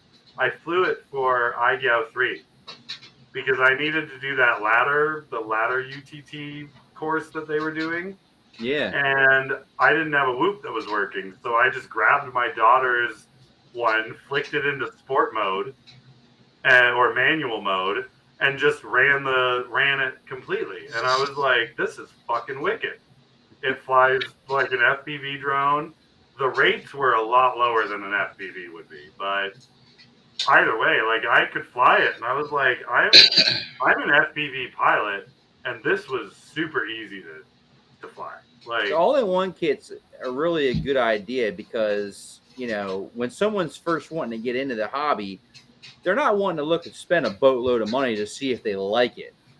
yeah, You know, so if they can get a all-in-one kit that's got like some, you know, some decent goggles, you know, a transmitter to kind of get the job done, and a solid little drone just to see if they like it, I think that really is a very important asset in the hobby for sure. And the Cetus Pro or the Cetus kit comes with the upgraded goggles, which are pretty good. Like, I'm not gonna lie, they, compared to my Fat Sharks, they're pretty good. Right? They're still beginner box goggles, but they're pretty good. Yeah. And the controller that it comes with is the new Beta FPV Light Radio. Okay, that's a solid radio. It's got good gimbals. It can be bound to whatever the fuck you want it to be bound to. Mm-hmm. As long as it's FR Sky or whatever. But it's a good kit. And I've gone through tons of Tiny Hawks with the janky fucking controller that they send with that. And like even the Acroby one wasn't even the controller was pretty toy grade, you know? Oh yeah. But the light radio, I've started a few people off with that one and had no complaints. I've used it myself and had no complaints. I fly the Jumper T Lite, which is very similar to the Beta FPV. It just has better gimbals and better range. That's it. Have you ever noticed that, like, there's some companies where, like, you just know what products to buy from that company and what products not to buy from that company? Yeah. Isn't that funny how that works? Like, it's not like we can have a company that, like, everything that comes is solid. Like, if I had to say that there's a company that I believe that most of everything that comes out of them is solid, and I'm talking about companies that sell multiple stuff in FPV. Yeah. It would be Diatone. I feel like Diatone is probably one of the most solid FPV companies that you could pretty much bank on their stacks, their bind and flies, and from what I've heard, I think their motors even still have been I'll decent give you enough. that. I will give you that. I think it was about a year and a half ago, they had a batch of 20 by 20 stacks that just blew the fuck up in everything. Really? And unfortunately, that was the time that I started buying Diatone. So I kind of had a bad taste in my mouth from them for a bit. Yeah. But I still have rigs that are flying Diatone F4 boards. Like, I have no problem with a lot of their gear. And I love their 1408 motors and a couple of their different motors. But I have also burnt out a few of their 1408 motors too. Mm-hmm. So, like, I've had my issues with Diatone, but I feel like their newer F4 and their F7 boards that came out are great. Yeah. The only one I had an issue with was that the Mark 1 of the F405 stack with the 20 by 20 ESC that was longer. That one blew out all the time. You punch out, your thing would fall down in a ball of flame. I thought that company was going to be iFlight. I really did. I thought that iFlight was going to be the one where they just have solid everything across the board. But what I have heard so many complaints about is the electronics. Yep. The electronics the failure rates have been pretty high for what I've heard. And iFlight had a big habit and a big problem for, I think, 4 or 5 of their flight controllers that they released. Their Success series, that series that was a bit cheaper, but yeah, and all that, they were using 4.5 volt regulated 5 volt regulators. Mm. So if you plugged in one receiver to it, it would be fine. Right. But if you plugged in a receiver and a VTX, you're burning the regulators. Yeah, or a receiver and a camera, or anything multiple on the 5 volt pads. Yep. It would blow the entire regulator, and your whole board was junk. Which I always run, you know. Let's not forget that they freaking labeled their cameras backwards. Oh yeah, on the micro stacks for the first 2 revisions of the micro stacks, and it blew a shitload of people's cameras. Not to mention the NR2 fiasco, where they made NR2 the S bus, but then on, I think it was the 16 by 16, the V1.5, the NR2 was not actually inverted for S bus signal, and to go through the CLI and do that, all you get is error codes and like, this did not work, this did not work, and you're like, what the fuck? And so, I've heard a lot of horror stories about the iFlight electronics. Yeah, the 16 by 16 board, man, I probably went through 10 of those stacks before I learned my lesson. Yeah. And was like, yep, I'm done. No more. But I've had such a good experience with their motors. It's just so weird that, you know, and I've heard a lot of people complain about HGLRC as well with their electronics. I've heard a lot of complaints about them too. But they're new. They've stepped up because they're new. But yeah, and then when I was going to say, I heard Danish Stallion talking about he actually likes the HGLRC. Yeah. And I was like, oh, okay. Well, maybe they've changed. Maybe they've gotten better from what I remember. But it used to be, you know, a year ago, 2 years ago, they were complete garbage. I tested the HGLRC Zeus boards when they first came out, the F7, and I tried the 30 by 30 and the 20 by 20. I ended up loving them, doing a shining review, and then I ended up calling LRC and getting 2 more 20 by 20s and another 30 by 30 because I liked them so much. Yeah. I now have probably 4 rigs with them in it, and I've sold a couple of rigs that were full HGLRC setups. Now, I love the boards. I hate their ESCs. I like if you buy the stack, you guys are fucked. Right. But if you buy just the board, you're gonna have the best time ever.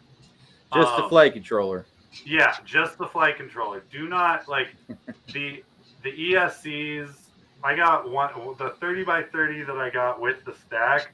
The ESC was DOA out of the box, and I put on like a shitty old school 35 amp iFlight 4-in-1, and it instantly worked. Like, and it was just like, okay, HGLRC, you've stepped up on one thing, but you've laxed on another. And that's where I think a lot of the companies that's what's been happening. They've been focusing on one of their products more over the other, or the QC has fallen off. Yeah. But I out of my mind, that's the company I can think of that I think across the board has a pretty low failure rate is Diatone. I think I'll agree with that. Diatone's pretty good, and I think in terms of low failure rate, I was gonna say Newbie Drone, but they've had a lot of issues with their few new boards. So It's not the Cricket, is it? no, the Infinity Stack's doing great, but it I was going to was say because that'd just be terrible luck for fucking Cricket to have. the BL whatever, the BLBB V3, the Woot board that they came out with. Nobody's enjoying that, other than like AK and all the racer guys who know how to use it properly. Yeah, Like, another company I think I have really seen a lot of good results out of is Rush FPV. yeah, I haven't bought into the hype yet. Mainly because I've got a buddy of mine that has had a lot of bad experiences in terms of range. Oh, really? With the VTXs analog? Yeah. He'll put on like a TBS Unify and get twice the distance that he gets from his Rush of equal thing. There is a problem, not really a problem, but there's a setting that a lot of people don't know about for the Rush tanks that they ship in what's called race mode. There's actually two different modes. Yeah, where it's 25 milliwatt. Yeah. Yeah, and a lot of people were flying he's in race jacked mode. it up to 1,000. Okay. Yeah. Now, is he using the full size or the smaller one? Because I've also heard people having issues with the smaller ones. I think he's using the full size because he's running a full 5-inch with like DJI, all that sort of, or he had not DJI. I want to say it was one of the newer camera systems, not Shark Bite because that requires its own. But yeah, whatever. One of the newer fancy. Maybe it was the MIPI camera or whatever it was. I don't know. Either way, he was running it and he did a side by side, and he's like, I've got these both set up to 1,000 milliwatts, and I've got them both with the same size antenna, same placement of antenna, and he had his Unify, and he was cruising just down his fucking road as far as he could, put the Rush on, and within like maybe half a kilometer to a kilometer, he was fuzzing out all over the place, and it was like, whoa. I will same say, flight, same everything. I will say I have had a very, very good experience with Rush. Nice. In multiple quads.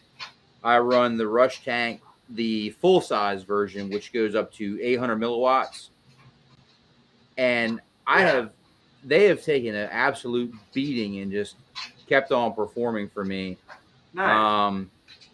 They've been solid for me, but so one thing it's possible he could have got a bad batch. He could have got a bad, because Chris had a bad experience with it too. So, and that's the thing. Like, everybody's gonna have a bad experience with every company, no matter what. Oh yeah, there's always a failure rate. Yeah, there's always gonna be failures, but the thing is, like, one thing to know about me is, and Matt will tell you this, it was the same with the DJI goggles, and when DJI first came out, it was the same with like the hype train motors. It was the same with all these hype things. I take my time and I wait to hear the reviews, and I listen to the reviews of the people I trust, and I don't only do that. Often, like as Eric, you've seen me do this too. I reach out to the people that I know fly that shit. Yep. And I say, what do you think about their new thing? What do you think about this? And I'll get their personal experience with it. Like, the amount of times I've messaged Nurk being like, hey, I know you've got the Shendrone's big baby. I just got one and need to set it up. Like, what would you recommend? What setup? What do you need? Because I trust your opinion. Like, I will communicate with the people that I trust just to figure out what gear I want. And Yeah. when the DJI stuff came out and the goggles first came out, and way before the DJI drone, everybody was jumping on that hype, and to the point of like bad mouthing me for not switching from analog to digital. I had people offering to buy it for me, like, I'll buy you a set of the goggles and blah blah blah blah blah, all this shit. Like, you gotta try it. It's the most mind blowing thing. Oh my god, it's the hype. And then literally 3 months after that, no one could find cameras anywhere.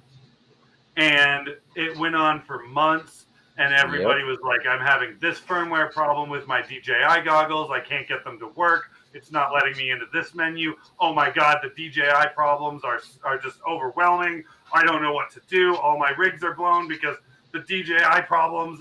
And I'm sitting there going, well, I'm fucking glad I didn't jump on that bandwagon now, huh? Like, and normally when a brand new product comes out, you want to hold off.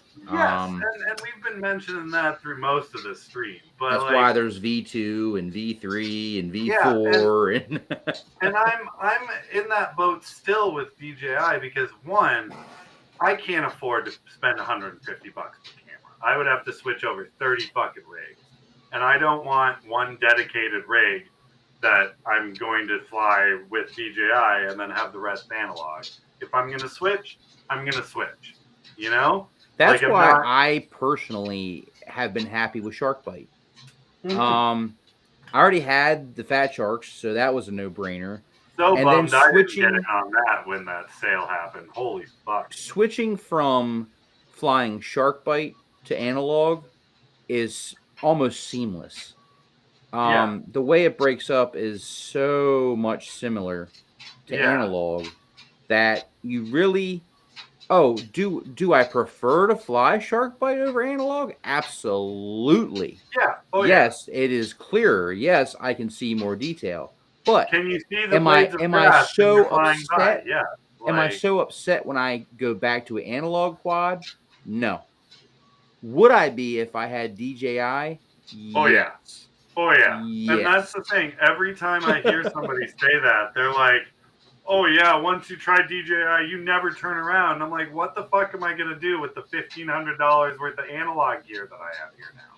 And then, not to mention, if you got 10 quads, the $1,500 you're going to have to spend on air units and Caddx Vistas and Vitrafly. Like, Vitrafly will be a very good example of this.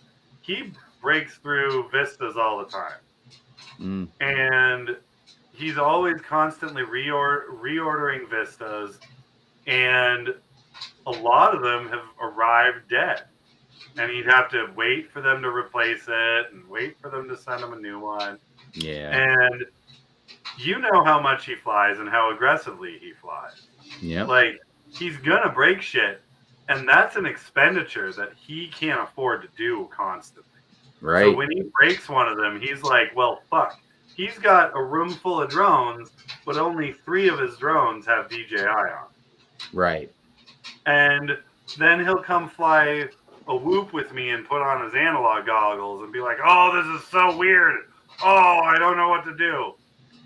And yeah, I'm like, going back and forth between DJI and analog, it's tough. But it is. The SharkBite and the analog is so much more similar that it's way easier to go back and forth with that. Yes. So, guys, I really do got to run. I have got to get up for work in the morning. But greatly appreciate you having me on the show. Some great conversation.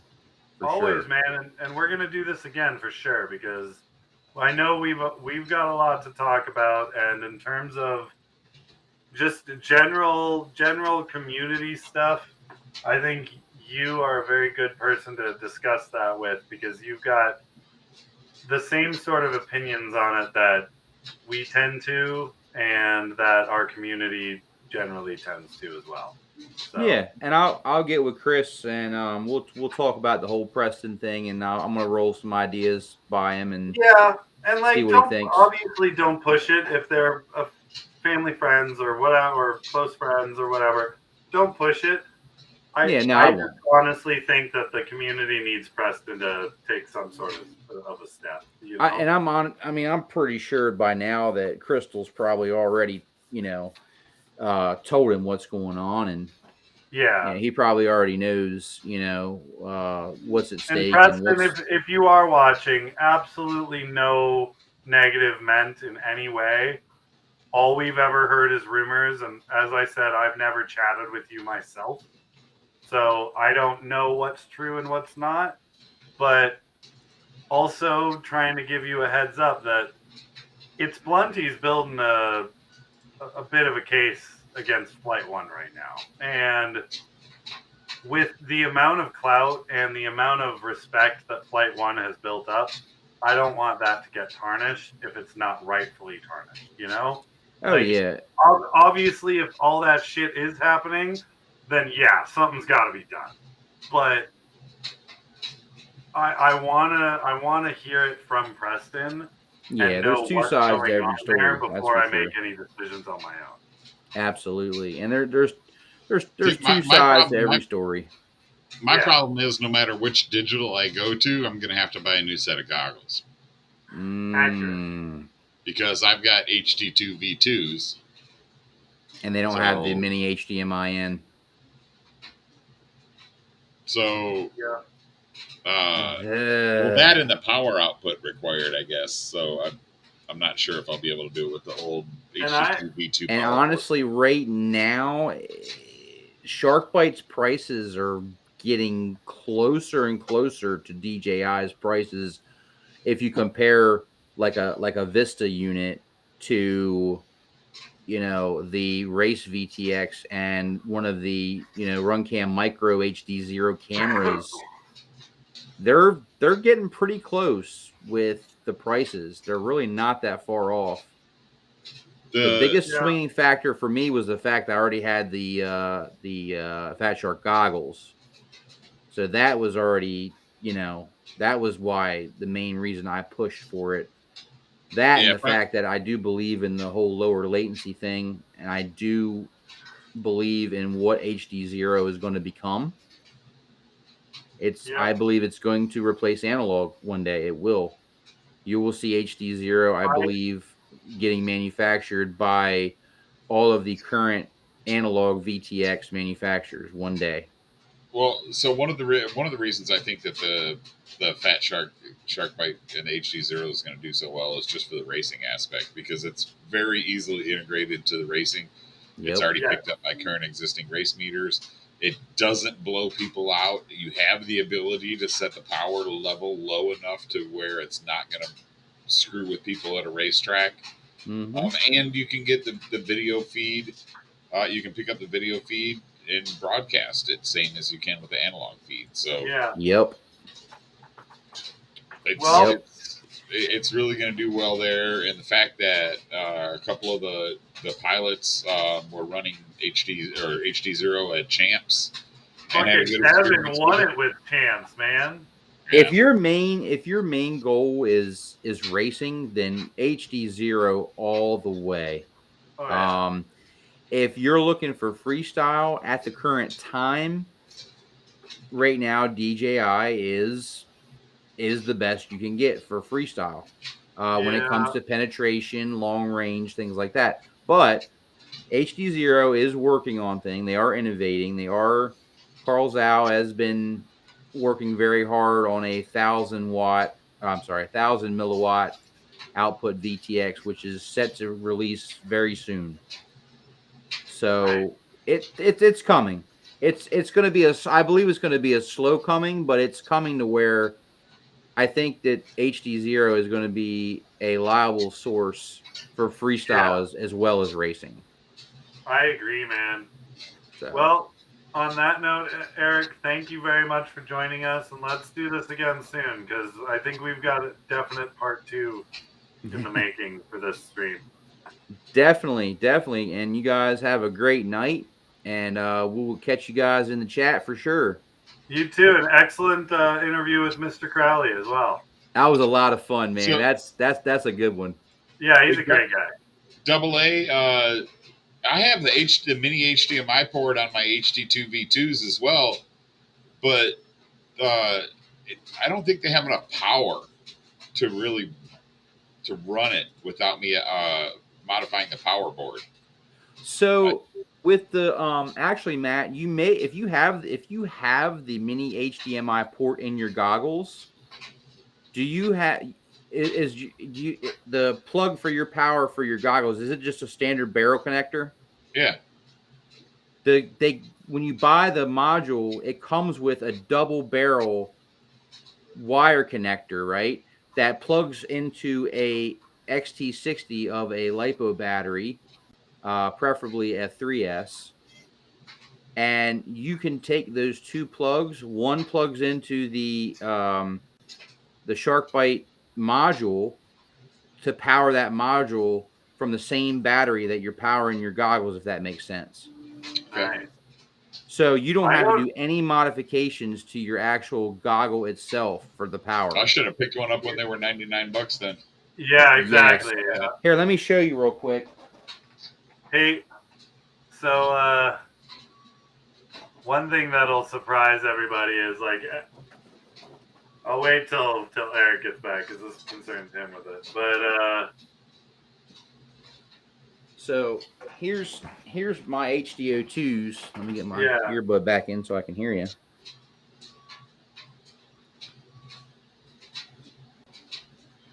So here's my HDO2s, and as you can see, it has its own power input here, and they give you this cable with the module, which has one end has two barrel connectors, one for your goggles and one for the actual separate module, and then the other end is a XT60 with a regulator in here that you can plug.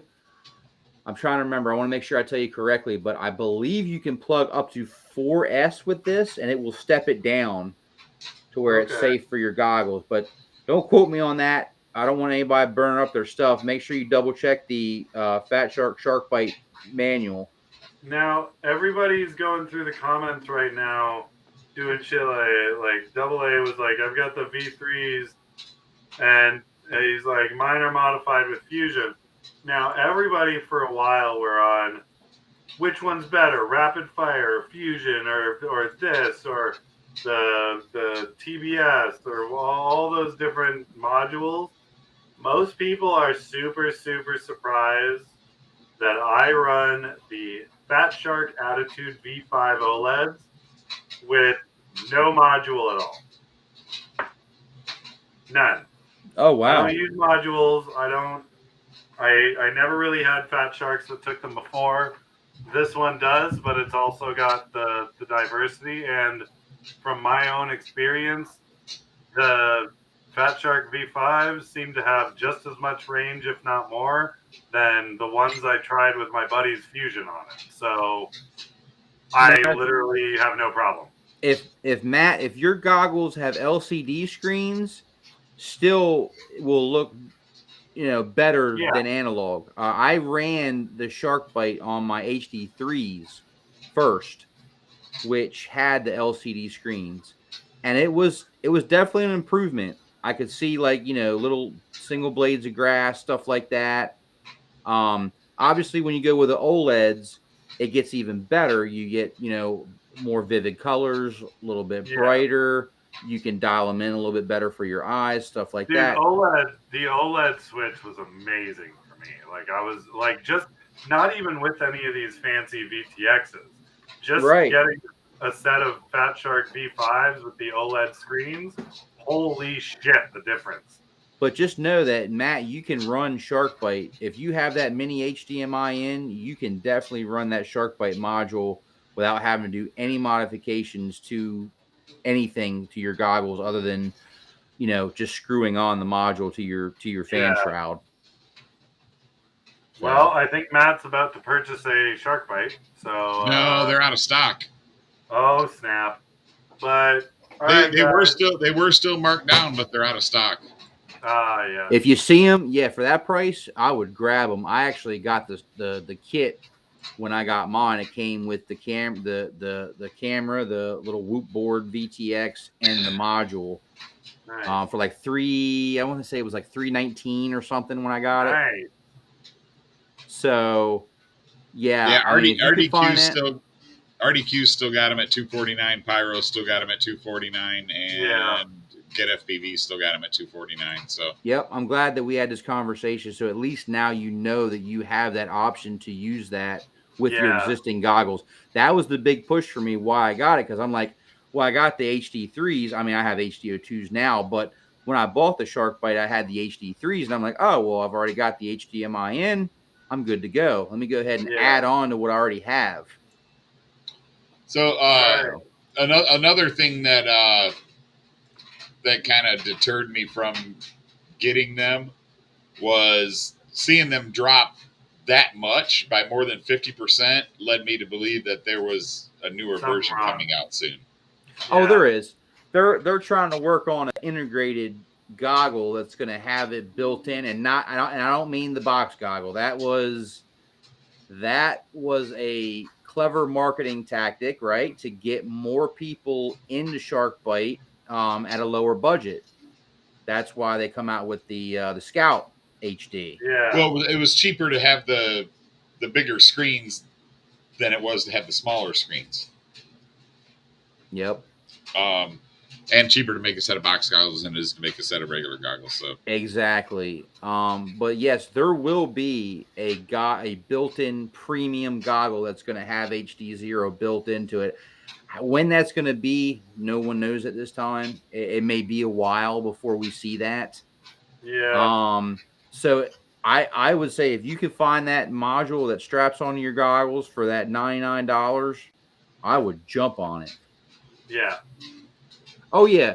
Yeah, it doesn't have to be a Fat Shark goggle. Any No. goggle that has a mini HDMI input. Well, and it doesn't have to be an HD one. The OLEDs will benefit, but it will not make a Yeah, it doesn't difference. have to be OLED. It can be It'll LCD. Yep, doesn't have to be OLED. Long as it has a mini HDMI input, you can run SharkBite module on your goggles. Yeah. All right, guys. I got to book out because my daughter's going to bed. My daughter's going to school tomorrow, and I'm going to bed. Fuck. all right, Yep. I want to share this real quick, and then I'm done too. Oh, But Jesse did Garrett. a freaking wicked job. Jesse Garrett did a sweet job Wow. Yeah, of repainting the Nemesis V2, and he's got some freaking nice orange prints to go along with it. That That's looks amazing. awesome. Motivation right there. I got to get Right building. there, exactly. All right, boys. Lovely chatting with everyone. And guys, check out eDrone's channel as well. Hit that subscribe and check out some of the interviews he's done. He's had Matt and I on as well. And a lot of other really awesome people, including More to come. We got guys another show next Sunday with another special guest. So, Are you going to tell us who it is, or are you going to wait until Thursday? I'll probably make you wait a little bit for this one. All right. Gotta get the anticipation up. Let's just say I know that you know who it is, so it'll be someone that everyone definitely knows. Awesome. Well, man, I always look forward to it, and we'll get together soon for another one of these because we had a lot of fun. Yep, sounds good, man. Me too. All right. Have a good night, everybody. You too. Later, guys.